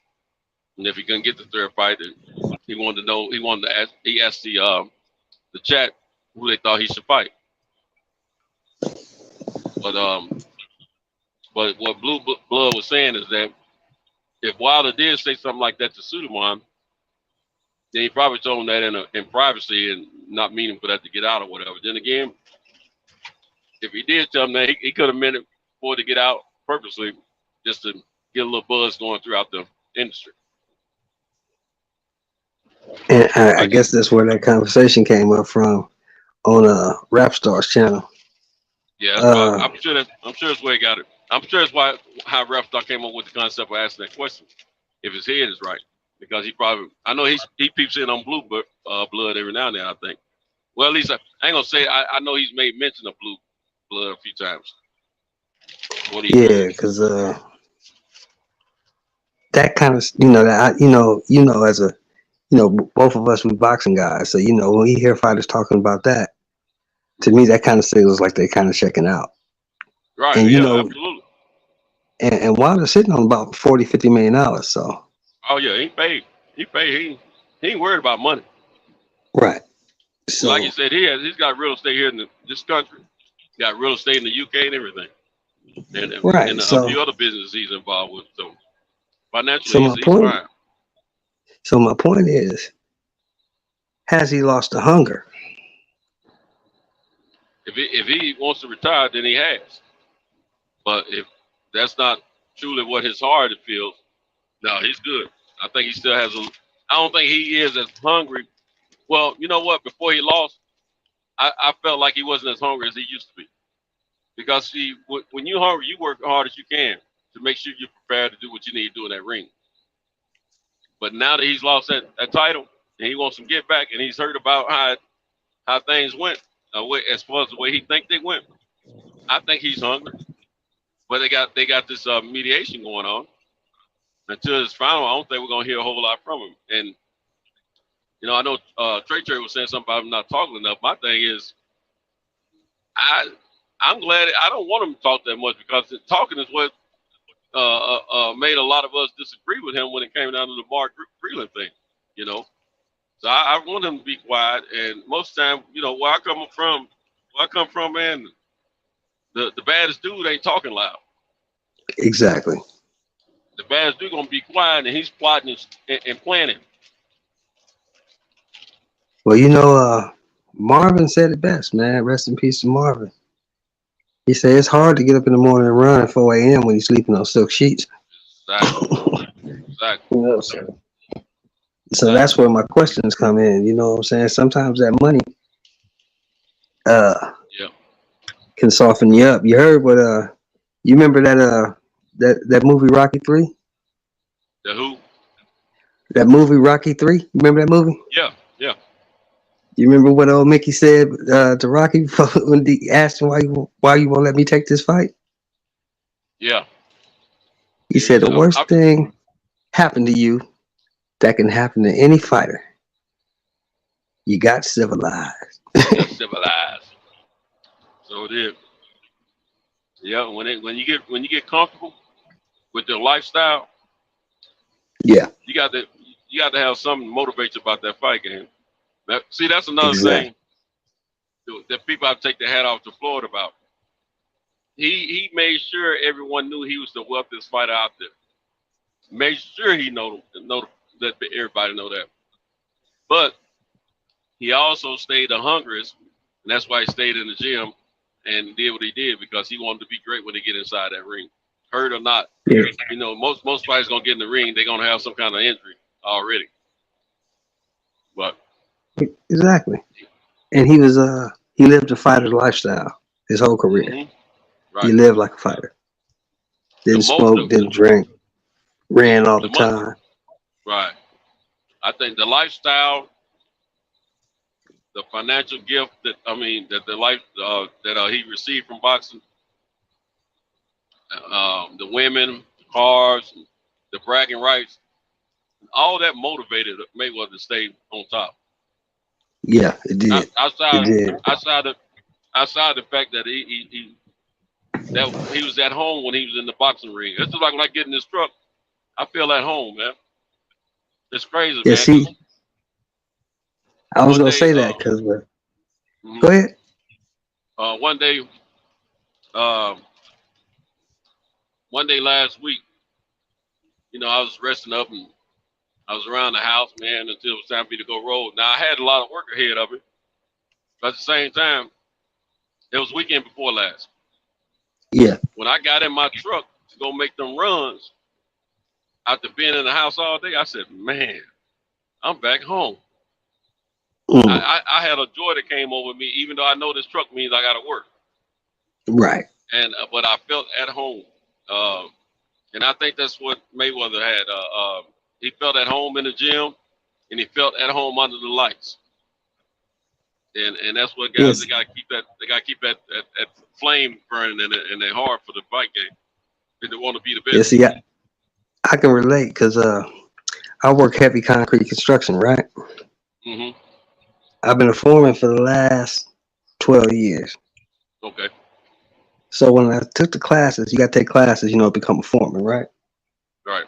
The one thing they teach you, they say when you're working with your crew, you got to talk to every guy on your crew and find out what their why is. You know what I'm saying? Mm-hmm. You got to find out what their why is. Because people are out here doing this job, but they're doing it for different reasons. Right. And you got to find out why this guy's out here. Because if you're out here for the money, you're not going to be here long. Right. You got to be out here, in this job, because this shit is hot, heavy, and all day. That's what it is. Right. So you got to find out what your why is. Either you Right. love this shit, you're doing it for your kids, you do it for your family, you're doing it for the lifestyle that it provides you, because we make good money. Right.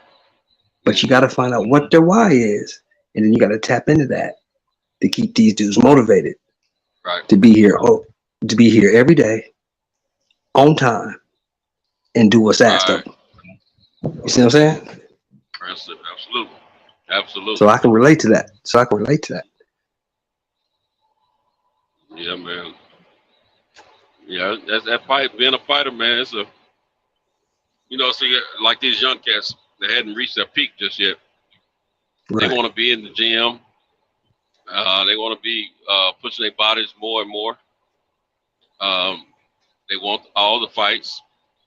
They want to push their the limits of their talents to the brink. When just like a child growing up, when you brought in this world, you have the zero experiences of living or dealing with other people. Right. And as you grow up, you start gaining experiences, life experiences from different situations, different persons, different places. And so, me, for instance, I've always, as a late teen, I'm gonna say more or less, well, I was like that in high school, but I knew I had to go to sleep then. I had to get up early in the morning to go to school the next day. But ever since I was an adult and I got out on my own, I would stay up as late as I could and wake up as early as I could, because I always felt like when I'm asleep, I'm missing something. I didn't want to miss nothing because I was so eager to live and find out, what's going on in every aspect of my life or every moment of my life. Right. And when you get to that point where you don't have to worry about all that, you're gonna start going to sleep, and you're gonna enjoy that sleep more than you are that non-sleep. Exactly. So it's something that you gotta really want in your life, And once you lose that drive for that, you can't stay up as late as you used to. You're gonna be looking forward to getting off work as early as you can, so you can go home and rest some more, things of that nature. So it's just it's got to keep that motivation, which is basically the focus. Keep that you gotta hunger find in out your what heart, Yeah, you gotta find out what your why is. That's it. Why you do what you do. Find out what your why is, and tap into it. Trey, hit the StreamYard. Hit the StreamYard link. Is he in the chat? I think he's back. You back, Trey?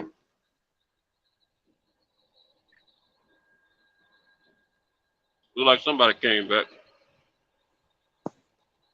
Yeah, straight Trey. He's in. Come Is off he on mute. mute? Yeah, he probably on mute. Oh yeah, Yeah. shit. I'm over here. Hey, so There you go. yeah. So look, man. I'm a mechanic. I've been doing this shit since I was little though. I used to steal Right. bikes, and like we would go to the white neighborhoods and steal bikes and make like this super bike. You know what I'm saying? And Right. I take them to the hood and sell them. After I pull them apart and make this crazy super bike, I take them to the drug dealers in the neighborhood and sit and sell them to them for their kids. You know what I'm saying? Right now, I'm a mechanic. You feel me? That's what I do. That's my profession, man. And I'm making good money and traveling the world, and that's what I do. But Right. right now, I'm going back to school because I'm getting so all the OGs was like, man, you can't do this forever. You can't do this forever. Your body gonna get tired. You crawling through the airplanes and shit. Your fucking knees get to hurt in your back, your neck. We drilling shit upside down and backwards and using a mirror. And I'm turning 40 soon, a couple years, and I'm like, shit's starting to hurt. But I never thought. I'm like, man, y'all tripping. I'm always be a mechanic because this is what I love to do. This is where my passion is. And Right. the moving up shit for me was and is right now hard because I'm actually doing my passion and I'm getting to travel the world and do it. Right. But what helped me change my mind was the older guys spitting that game in my ear, and then me seeing older dudes like 65, 70 who was like me, natural born mechanics, but they crawling under this plane too old to do it. Like, yo, when you working on airplanes, man, some of them small, some of them big. And when they got you on the outside or the inside working on this baby tiny little thing, and you crawling through on your hands and knees. I used to, a couple years back, that's what changed my mind. A couple years back, I saw these older guys. And dude was like older guy. Let me not use the plural. Older guy, and he was really old, man. And the smell from some of the chemicals we would use would give him headaches. His knees, his back. He began in there suffering, and I was like, oh, that's what they was trying to tell me about. So I had to see it to believe it. And the why, man, I just do it because I love it. This is me. This is who I am. Some of the moving up and stuff like that, it's coming with maturing. You know, it's Yeah. coming with That's seeing what happened things, for and me. it's coming with the maturing. Yeah, it's coming with the maturing because I never thought. Well, and then it's gonna be hard for me to give up my tools, y'all. It's gonna be hard for See, me to that's give what up my happened for tools me, right? and be a paper That's pussy, what even though I'm good. that's what Hey, that's what I happened for want to know me what because I'm black, and in construction, me too. being black is a strike. Man, I work on airplanes. I'm the only black motherfucker ever. We in France two and a That's half what I'm years. saying. I'm the only. So for I'm in me to make France. foreman, Hey, I'm so in an for me to all make white foreman, country. Hey, bro, check it out. exactly, I'm in an all white country. I'm the only black motherfucker on the American team in an all white country. exactly. But it had really nothing to do with me. But like the white You're an boys aircraft pulled me mechanic, there. Trey. Yeah, yep. Yeah, I was But the I was supposed to pursue that myself. I took it I took aircraft mechanics airframe and power plant in high school for a couple yeah. of years. And Oh, okay, yeah, no, I did I was it. supposed to go to I I was didn't. supposed to go to Spartans Aeronautics School in Tulsa, Oklahoma, right after high Hey, school. you wanna know what's crazy, brother? You wanna know what's crazy, Mm, brother? Is what's that? I wanted to go for the shit for cars, but it was too far, and I was a fuck up. I ain't had no high school diploma, no GED, no driver license, and I had warrant. Hmm. Mhm. See, Yep.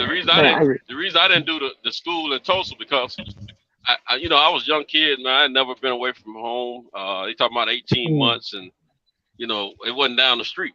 You know what I'm saying? Well, my And shit was down the street, but when I I was like, graduated, though, I had to leave the state. There was no jobs in yeah, California. I'm from California, and I'm from the Bay Area. So yeah, United Airlines and San Francisco Airport and Oakland Airport is the shit. And them dudes yeah. die at them jobs, whether it's UPS or the airlines or FedEx or what's the other one that start with a D? Yeah, those dudes die THL. at them jobs, man. Yeah, them benefits are so good. And then also with the license, you can work on elevators, you can work on trains, you can work at the amusement Yeah. parks. But in So you California, more I like know a that. millwright. So you more like a in millwright, like a California, machinist. no, I'm not a machinist. I'm a mechanic. You give me anything, I can fix it, take it apart, put it back together, or you give me a flat piece of metal, I can make it, break it, pull it apart, put it back together, and make it some more. Yeah. Um, See, in my trade, you call that like a millwright. You work on turbines and airplane engines and shit like that.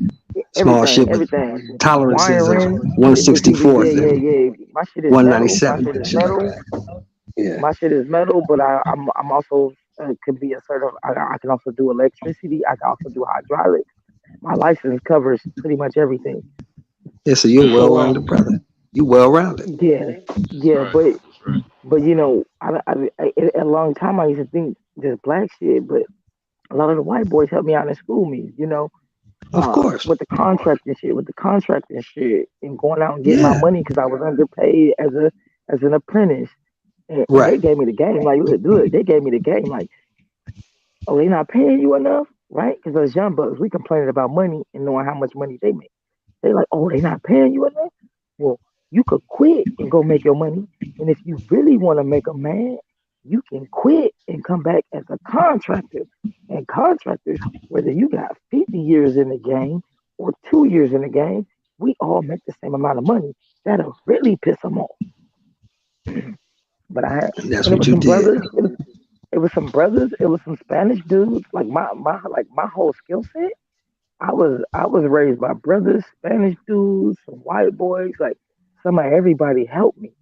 Some of everybody helped me get through. And then I'm like the only female in like this industry, and then being black but and then I come home try to help people and show people shit. And you don't gotta work on airplanes. Motherfuckers just get paid $5,000 to wrap a car and motherfucking wallpaper. You know what I'm saying? That shit is But Mm-hmm. see, wallpaper. We owe. but here's We the owe. I'm here's the 37. Centos, here's the you fucked know up what thing for you wallpaper though. is, Centos. They wrapping cars Yeah. and wallpaper right now. $5,000 Yeah. a pop. Yeah. Them raps. It's Yeah. money out. They making a boatload of money off them raps, man. It's But see, here's money the out fucked up here. You thing for can get you. it from any angle. You know what I'm saying? Ain't no fuck up thing for me, bro. I'm living life. I'm going No, in no, the no. gym. Listen what I'm saying. Listen what I'm saying. This the fucked up thing for you.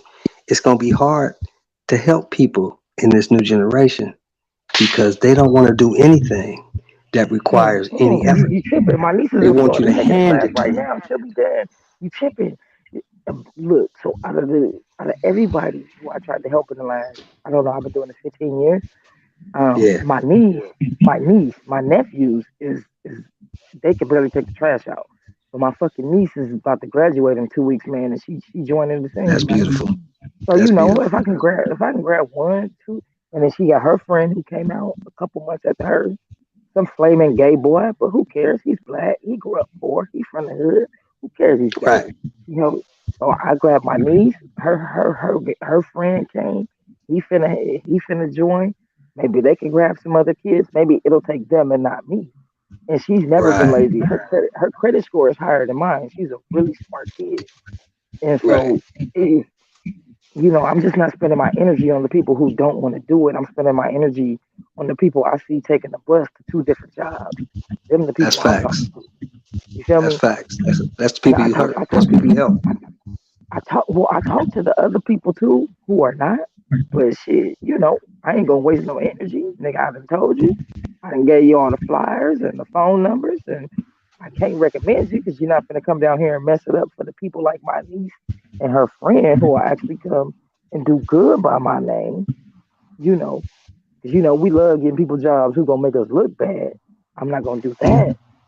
I'll Right. give you the information. Here's the number. I don't know if I can give you a referral, but somebody like No, my I'm not. niece who's 21 with good credit and listens and takes my advice, and she was already taking two buses, 10 buses to get the two jobs and down to do her thing. Yeah, yeah, I'll support her, but no, y'all can't get the same support. You got to prove it.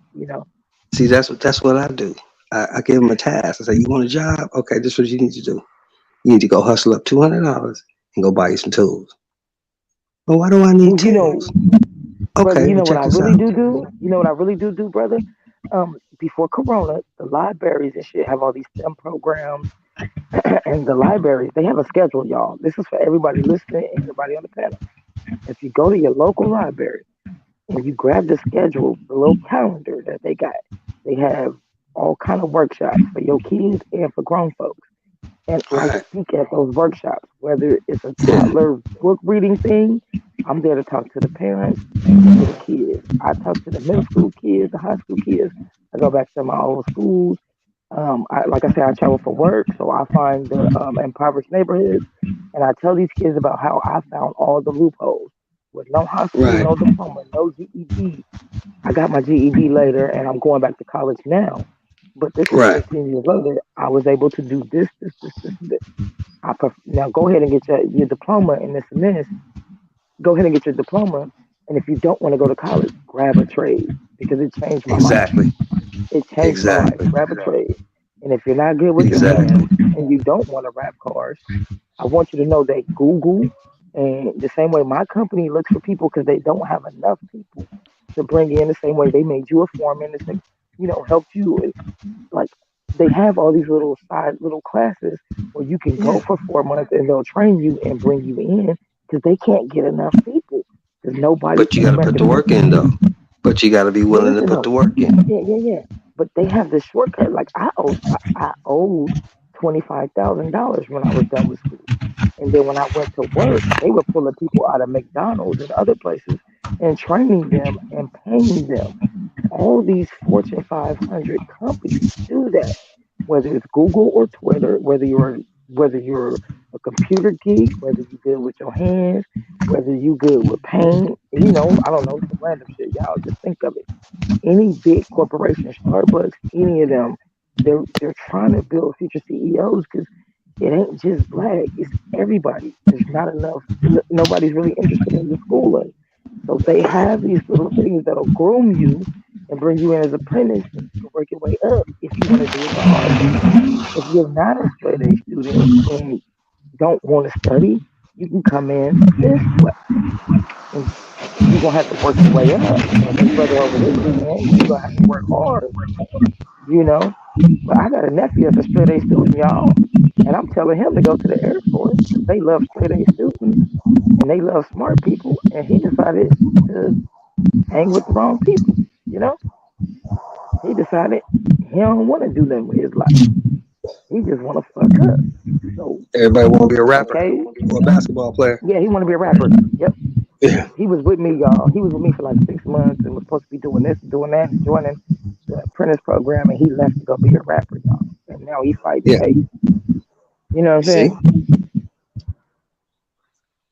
But look, but he got little brothers though, so I'm working with them. They 8 and they 12. There you go. You know what I mean? There you go. On to the next. And look, the door ain't shut on him, but he got some lessons to learn and do it the hard way. Exactly. I did too. Remember I had warrants. I ain't had no license. I took the test and shit was suspended.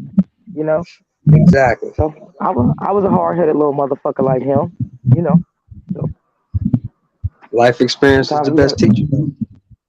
Sometimes we like to do it the hard way. Exactly. I tried to show him that look, if you do it now, later, when you're my age, if you looking at me and thinking my shit look good, if you do it right from the beginning and don't gotta work backwards, by 25 you'll be cruising. By 25 you'll be cruising. Exactly. At 25 you'll be cruising like a motherfucker. But so when you're young, you think you know everything, though. We can't. Of course, I did too. That's why they shouldn't be. That's why they shouldn't be throwing out 10 and 20 years like it's nothing, because all young people make mistakes, man. Exactly. But there's money in locking a nigga up. There's money in that shit. Hey, not just niggas. They lock bitches. Why? Yeah. Mexican. If you willing to give them some free labor, they fucking with you. They don't care your race. They about to agree. Exactly. So I heard some rumors today, y'all. The rumor is, now I heard this on the Porterway podcast today. The rumor is he gonna activate his mandatory. Hey, question. What y'all think about that? I stopped listening. Hey y'all, before we get there, What we talking I got a about? question. Talking about I got a Bud? question Go about ahead. the. I have a Go question ahead. about the portal. Somebody got to mute because we getting feedback, y'all. It's gonna be Yeah, I'm hard on the outside. listeners. I'm Okay. outside. Go ahead. My question about the Porterway podcast is he still talking like he trying to fuck niggas? Just he started getting too sensitive. I'm like, man, what's up with that tone? It's just too, you know. I haven't listened for a while, which I like Sean Porter's podcast, man. But he started, when He's a square, baby, man. he He's a started real talking like square. Young Thug. Sean Porter's my favorite fighter on this planet. Y'all know that, right? If y'all want to hear some bias, bring up a Porter conversation. My unbiased ass will get all the way biased on some Porter. But Well, he say he gonna activate his mandatory. What y'all think about that? we knew Yeah, that, and he ain't got I'm no other hoping he choice. fight. You know what? In my opinion, he needs to take either Porter or Thurman or somebody like that on that level. Since he ain't getting the Spence fight anytime soon. So, and he's not getting the Pacquiao fight. So I like it if it actually is going to happen. Now, did I understand something correct? I mean, did I hear that Porter had a case of COVID recently? Yeah, he did. Yeah, I don't know how that affects his workout, timing of the fight, and all. That's why I was saying earlier. That we may get Spence Crawford by December. If he activates the mandatory and they fight in June or July. Because the rumor is Spence go fight Ugas in July. That leaves December open for unification. Yeah. You see where I'm going with that? Yeah. The way these, I'm just in today's climate of these fights being planned out and promoted and talked about. I gotta wait to see what happens, because there's a lot of talk out there about these fighters fighting each other and all that, and then we get nothing. So I just gotta wait and see what happens, because all these are good fights that we're talking about. But if they're actually going to come to fruition, it's the other thing. I think the one fight, well, there's two fights that can probably happen a little bit easier and quicker than the Spence and Crawford fight. And that's Spence and Ugas. That's in July, they say. And then Crawford. They say Spence and Ugas is in July. Yeah. I think those fights can happen more or less. Earl Spence and Bud. I don't, eventually they're going to have to fight if they both are in the game still, because they're going to run out of opponents. Exactly. So you're going to have to have them. But at the same time, I just hope that the posturing for the purse doesn't be the problem. That's what I'm hoping and praying that doesn't happen. Well, see, I guess he learned a lesson from Teofimo, right? Yeah, that's true, but their problem wasn't so much them. It was more of them getting together on the percentages. It wasn't so much Teofimo problems with his promoter. Well, and then Cambois, what's his name? Cambois, his folks were talking about some money that they can go after, and this, from what I heard, and that didn't come to fruition. So that's why they went on. Gave what I'm saying is, what I was saying is, if he activates his mandatory, then the WBO will say, okay, we're gonna make the fight. So then, if Aaron won't give him what he wants, then the fight goes to purse bid. Yeah. Then you can get what you want. See, somebody else can bid on it. Hey, so that's fucking. Hey, look. Do we? Yeah. So, out of all fighters, Sean Porter is one of the ones we could believe. Porter don't sell out him. Porter don't sell out him. He doesn't have a case of ducking syndrome. Yeah. Case of the internet is what I call it, Santos. Case of the internet. Right. Somebody giving us a bunch of feedback, y'all. It may be hard on the people that's listening. Um, case of the internet, y'all, is on my last nerves, man. It's starting to make me bitter, man. I don't want to hear no more rumors. I don't give a fuck. But Manny Pacquiao, that shit should have happened 17 years ago. Fuck that fight. Yeah. I don't want to hear no more of that bullshit. No, They I can't think sell me no more wolf tickets, man. Manny's not going to fight for something reasonable, man. He just get out of the way. So, hey, he already out the way. Ugas got his belt. Fuck Manny Pacquiao.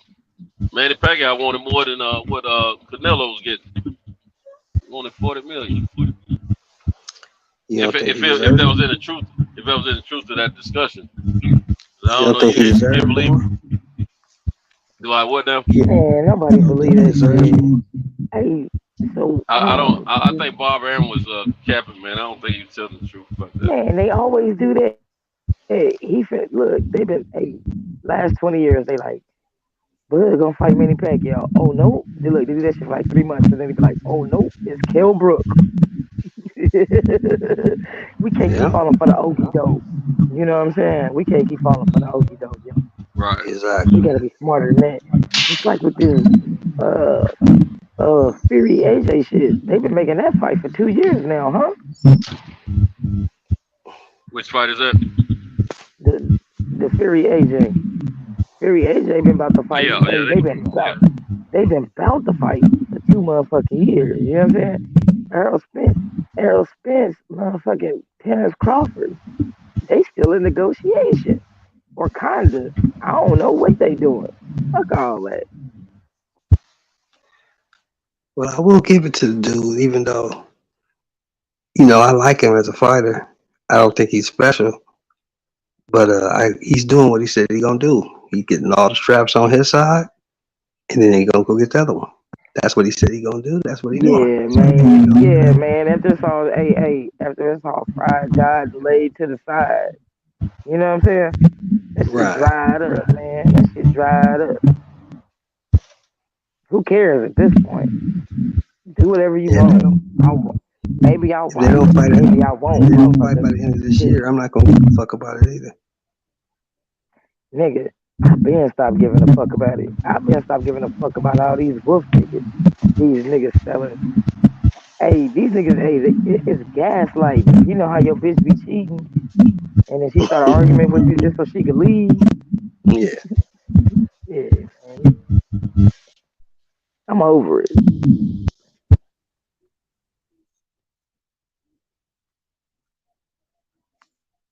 I think we're gonna get looks like we're gonna get Mel though. We're gonna get Mel and Castano. I see. I'm down for that. Yeah. See, somebody said, yeah, you gotta mute when you're not talking, because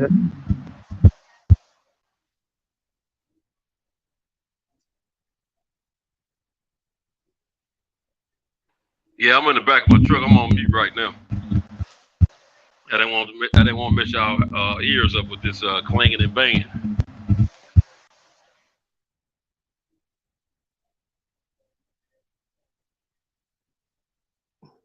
Yeah, that's the fight I want, man.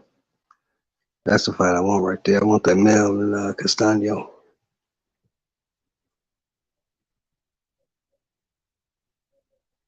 yeah, man, I pushed the back button, y'all. It kicked me all the way out the show. Hell yeah. So yeah. So yeah, that's what somebody was putting in the chat. Me when you're not talking, so we don't get the feedback, y'all, because it'll do all kind of echo and all kind of other shit in people's ears. So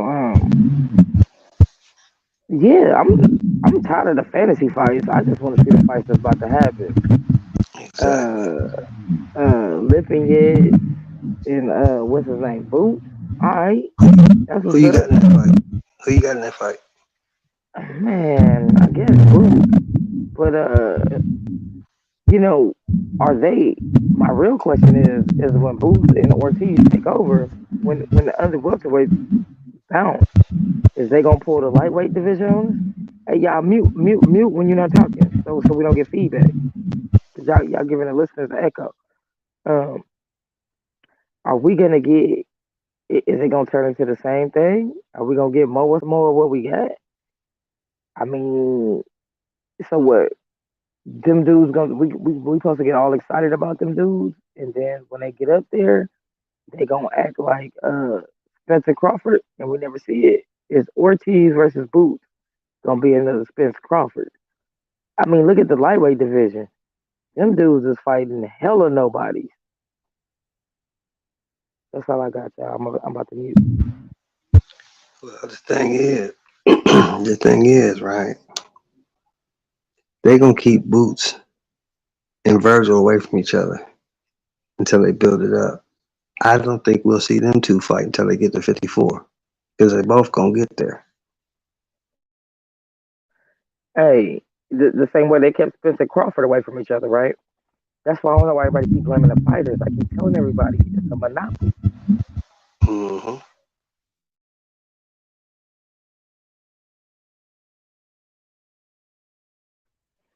Man, we ain't gonna get that fight either. Even when them dudes become superstars. I mean, look at the lightweight division. Ryan Garcia just pulled the whole number. Teofimo beat what's his name? Won't even give him a rematch. And won't fight nobody else. He going straight. Maybe he can get a one off, right? But the problem is we know it's not a one off with him and Kambosos. We know this is about to become a pattern. A pattern of him not fighting any of the other lightweights. And the goal, I guess, that they were trying to paint was he was going to get the undisputed winner from 140. But we know that shit not going to happen either. And this is going to be another 3-year conversation. Hey, look, I ain't got 3 years to get nobody. You can get money back. You can get all kind of shit back. But time? Nah, you can't get time back, bro. That's the truth, brother. That's the truth. Yeah, I think we're gonna get that one though. That's because he still got that contract. So I don't know how much he making over there at Triller, but it better be enough to buy your way out. Because Bob ain't gonna let you go easy. It's gonna cost you, or your ass gonna be tied up in court, or you gonna fight. But they did a whole bunch of stupid shit. They did a whole bunch of stupid shit to void the contract though. So he should be able to get out of it, or they're gonna be tied up fighting it, right? Yeah, see, the thing is, this Triller thing is a one-off deal. Because Triller, I don't think they're really into boxing. I think they into events, but not just. Bob said, no. But what happened is they sent all them there's emails to Eddie Hearn and shit, and they did a whole bunch of shit that will void Teofimo's contract if it's true. If it's true, I think a lot of this shit is clickbait, man. You know.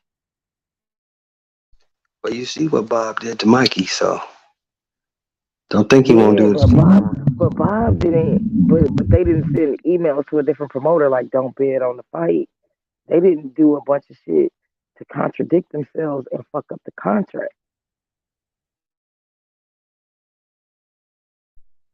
If T.O. ain't got the money, I don't see him getting out of it. I don't see him getting out of it. No. You're still looking at the money to get out of it.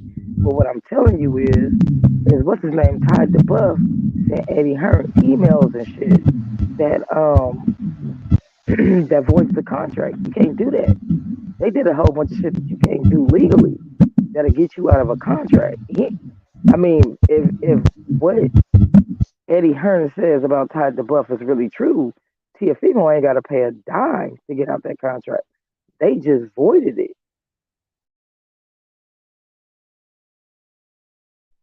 We damn sure gonna see how it plays out. Yeah, I know what you're talking about, Trey. Unless they got some look, the only way Teofimo not getting out that contract is if they got some judges in their pocket. Yeah, they got some legal. Bottom done got some violations on their end, according to Teofimo and his team.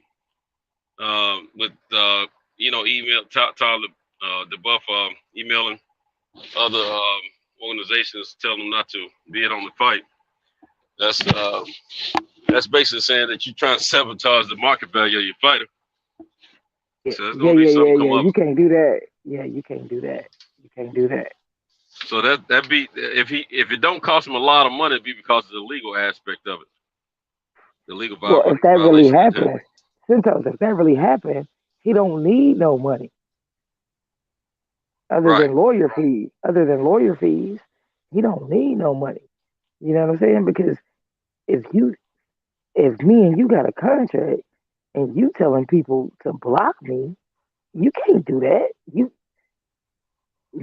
Man, you can't do that, bro. Right. That's facts. So that Yeah, I ain't think it's he ain't got to, bro. That's a situation he don't even got to buy his way out of. You know what I'm saying? That's a that's situation what he that hope. you well. If he really has the emails, if they really did that, then he finna run free. Cause I mean, it would only be obvious that the judge is in your pocket, and he don't want to get removed from the bench. Like even if the judge is in your pocket, he can't rule against it because it's like, oh, it's only obvious we working together. You know what I'm saying? There's no money even to be need. There's no money needed for that situation. If you did something like that, damn, I can't think of the word right now, y'all. I done had too much Hennessy. I'm a mute. Yeah, I'm still here. Yeah, it's going to be interesting on that one after this fight.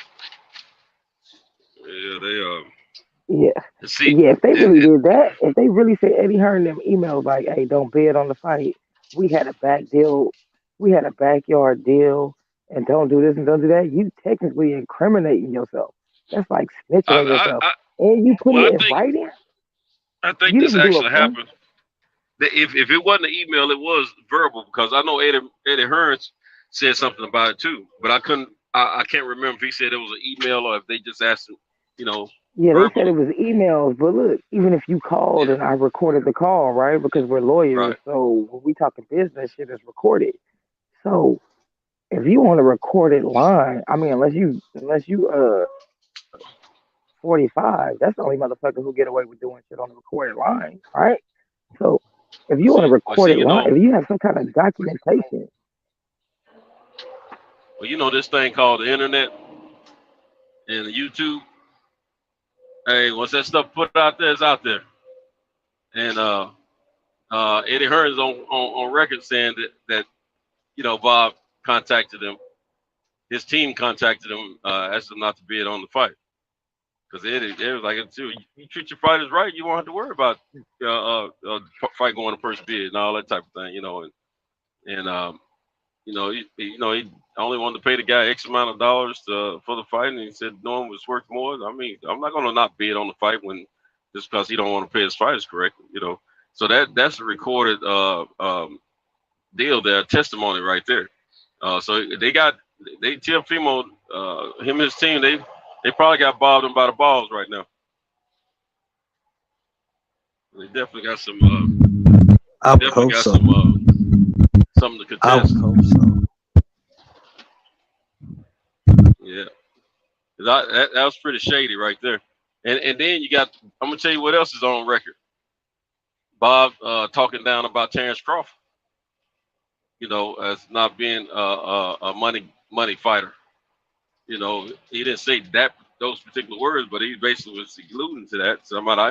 As much money I've lost on Terrence Crawford's fights, I could have bought me another mansion in Beverly Hills. He's saying stuff like that.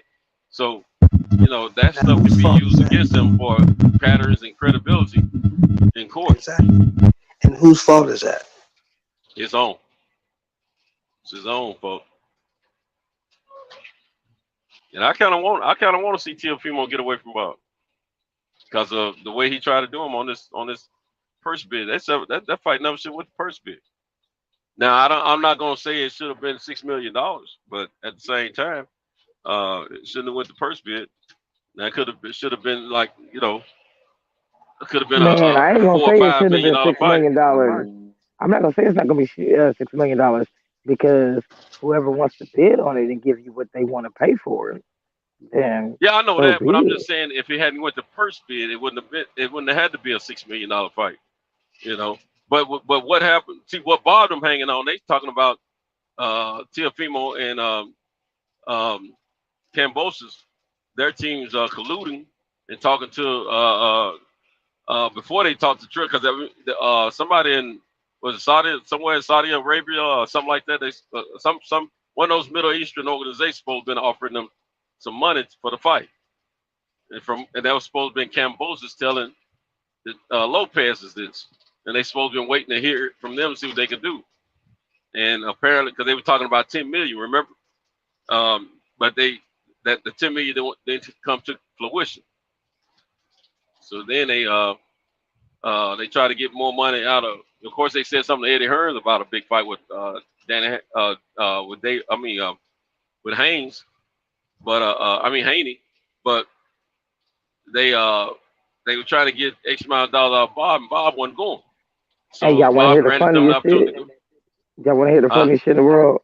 This dude in the chat, Pigeon Mike, he talking about TFE fight is mandatory. So what? You know, my comment on that is how convenient. You know, we fight the mandatories when it benefits us, but if the fight too hard, then we'll just franchise.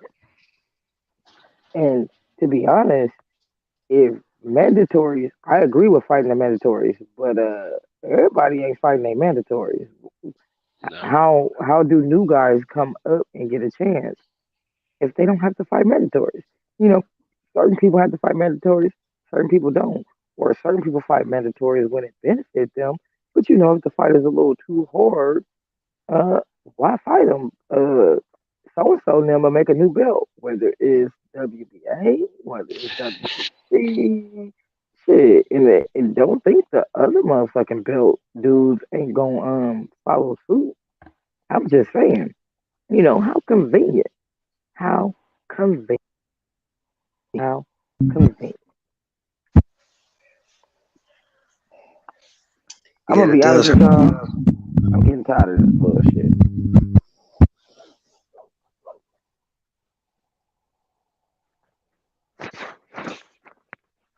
Hey, did y'all hear about? I know y'all heard about Francis wanting to fight Fury. Of course. Looking for a payday. On Ghana? Yeah. Oh, Yeah. He wants to fight Fury. What he say he has a love. His first love is boxing. Now, what I want to ask you guys, what do you think? Do you guys think that fight should happen? And if you do, what do you think the outcome of that fight may be? Fury. You seen what he did to Wilder. Fuck you think he gonna do to Francis Ngannou? Fury gasses his ass out and beats the shit out of him. I mean, the same Well, it's question two would be things. the same question. Two, The same question to would me, be it's is two. what would Francis Ngannou do if Fury got in the octagon? I got Ngannou, and he ain't even a wrestler. Fury Get a ain't couple stupid of enough to legs. get in. Fury ain't that stupid. He ain't getting in no octagon. You fight that dude, it's gonna be No, in a it wouldn't. boxing It'd ring. be a boxing ring. It'd be a boxing ring. But one He ain't thing you gonna gotta get in no I'm remember, just octagon. saying, I do it on both sides, right? I do it on Fury both ain't gonna do sides that. because Fury. I Yeah, think but Fury, I've always said Fury's not gonna do I've that. always said I've always said that Deontay Wilder and John Jones are kind of like the same dude, like build, athleticism. You know what I'm saying? No, But no, no, no, no. no. I'm talking about body shape and shit. I ain't talking about. Don't get too specific on me. I'm talking about like body shape, height. You know, things like that. And Deontay Wilder would destroy John Jones in a boxing ring. But if Deontay Wilder got his ass in the octagon, I'd have to close my eyes. Yeah, yeah, you'll never see Wilder in the octagon. You'll never see Fury in the octagon. But I think Francis has a chance against Fury. He can't outbox Fury, but he sure is accustomed to knocking guys out, and he can Man, he can Fury land will some on fuck Fury him and knock him up. out. I don't and Fury, don't forget that's now. not a good comparison. Yeah, That's but not a can good Fury take his comparison. punch though? That's gonna be the question. And We've Kenny seen hit Fury. You gotta we've be able to seen hit him Fury's like first. yeah, he will, but Fury's gonna outbox Nah, him, he no doubt won't. about it. But Fury Who? has his lights have been switched off before, so I'm sure Wilder this got a man better here, chance than Francis. huh? Wilder got a way better chance than Francis Ngannou. Francis Ngannou in a boxing ring, bro, would look like Tyson Fury in an octagon. That's a bad situation. No, I ain't talking about no octagon. I'm talking about a boxing match. That's all that But Francis I'm is talking just about is a boxing match. if it don't go the distance, because Fury ain't knocking Francis out. But if it goes to this, of course, Francis ain't Fury never ain't been knocking hit him that out. clean in his life. How many times have you? Those are Man, two you different don't fear. sports, bro. You don't fear. I know it is, but at the same time, this man's been accustomed to knocking guys out, real true heavyweights. And Fury is a true heavyweight. Man, Tyson Fury is 6'9". That nigga is 6'9". Francis He's taller than most Ngannou. people.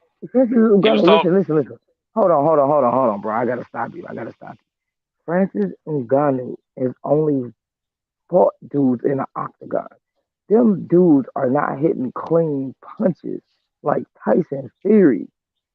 Them dudes are not as good of a boxer. Like Anthony Joshua. Like, I never said think he of was the a better worst boxer, boxer. bro. Think You of missed the the point. worst boxer. You What's thinking the about worst heavyweight? You thinking about just boxing only. It ain't just boxing only. It's about No, a I'm man thinking putting his about. hands on you. I'm thinking If a about how man, the sports are completely different, and that dude ain't used to being hitting clean like that. Fury ain't knocking that man out. He ain't knocking that man out. Fury ain't no knockout artist, bro. He didn't knock Wilder out, and the fight was stopped. There's a difference. He gonna look like a knockout artist that night. He gonna knock He that ain't no nigga knockout out. artist, Oh, period. that night he He will ain't knocking be. nobody out, man. When the last time you saw him knock a guy out? Honestly, Man, when the last it's time you gonna saw look him knock like somebody Fury out? was in the ring with me or you. If Francis Ngannou get his ass in a boxing ring, it's gonna look I like he beg in to there with differ. me or you. Man, I do you beg remember to how differ. bad Conor McGregor looked? You remember how bad Conor McGregor looked?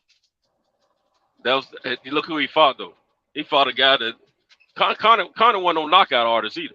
Nah, don't even bring Floyd. You can leave Floyd out of it. Them punches Conor McGregor was throwing. He was doing hella shit behind the head. Like, he looked like a straight retard in the ring, bro. But It's two different sports. you talking about a middleweight versus a heavyweight, bro.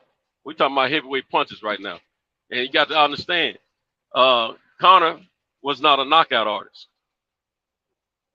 Francis has knocked most of his guys out. He hadn't submitted most of them. He's knocked most of them out. And I ain't talking about no stoppage type stuff. I'm talking about knocked them out. There's a big difference. If he gets his hands on Fury, because the people who talk like you, I want to see the fight. I want to bet on this. I want to see it. Because the people like, no. Because I don't want to see it. But because the people like you, I'm going to have to bet and make me some money. Nigga, what we bet?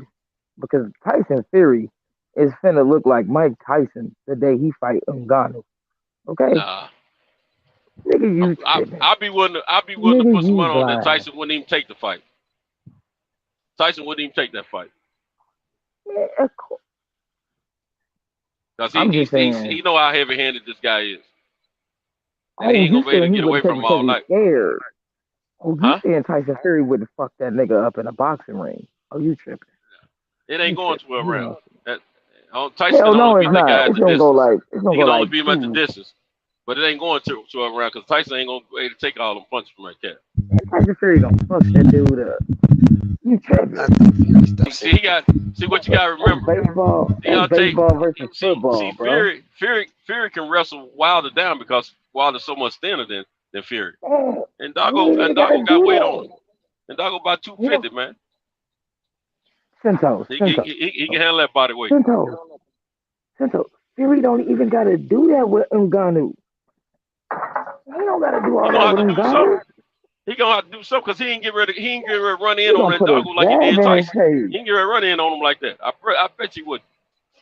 He gonna put a jab and a right hand in his face, and it's gonna be nice. How long you think that jab gonna last? If that man eating them punches and ain't feeling them, how long you think it's gonna last? You tripping? He ain't never been hit clean like that. Them MMA dudes you better go. You need to go watch that man fight, man. The only MMA dude that hit clean like that, close. Now, I only want to say as good as a boxer. I'll say close is Israel Adesanya. The only Israel Adesanya is the only dude in MMA who throws. That's because he's a former kickboxer. Yeah, he'll do okay in the boxing ring. Here's what you forget. Nah, he gonna get fucked up too. He'll get fucked up too. Here's what you forget. That fool still got Fury. It's a stop, Francis. Huh? Still got to see John Jones, and that's not no easy walk. Yeah, but this is something totally different. I mean, I understand what you're saying, but then it's not contingent on him beating John. From what he put it out there, he would like to fight Tyson Fury. He said boxing is his first love. So that's But what I'm going about. But he could probably get that fight after he get his ass whooped, because John Jones gonna beat him up. he might. I mean, it's it's John Tucker. I mean, I can't count it. John, one of them folks you don't count against, man. I can't count against him, but I can't say. I think it's a 50-50 fight because of the fact that Francis looked a lot better in this last fight here. Looked a lot better, man. He looked like he worked on his stamina issues, and it looked like he's worked on his ground game. He did. His wrestling. He looked real good. So I don't know, but John got the elbows and everything. But that's a whole different fight, though. See, in MMA, you can use all them weapons: your knees, elbows, kicks, all that. We talking about just hands in the boxing match. So you think he got a shot, huh, Santos? I think what you think now? he got a shot? You think he got a shot, huh? Oh yeah, I do, because I feel any puncher has a shot in the heavyweight ranks. I feel that any of them have a shot. It's still boxing. It ain't MMA. This is boxing. I mean, Wilder still has an opportunity to beat Fury, and he also has the opportunity to lose to Fury again. Just like Joshua has the opportunity to beat Wilder or Fury, and vice versa.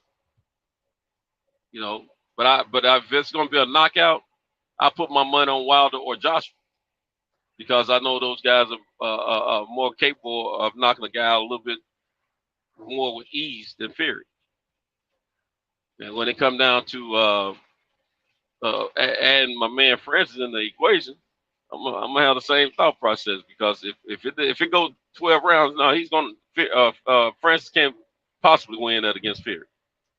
But if it don't go 12 rounds, Fury is gonna bite the dust. I'm telling you. So if he land square on him.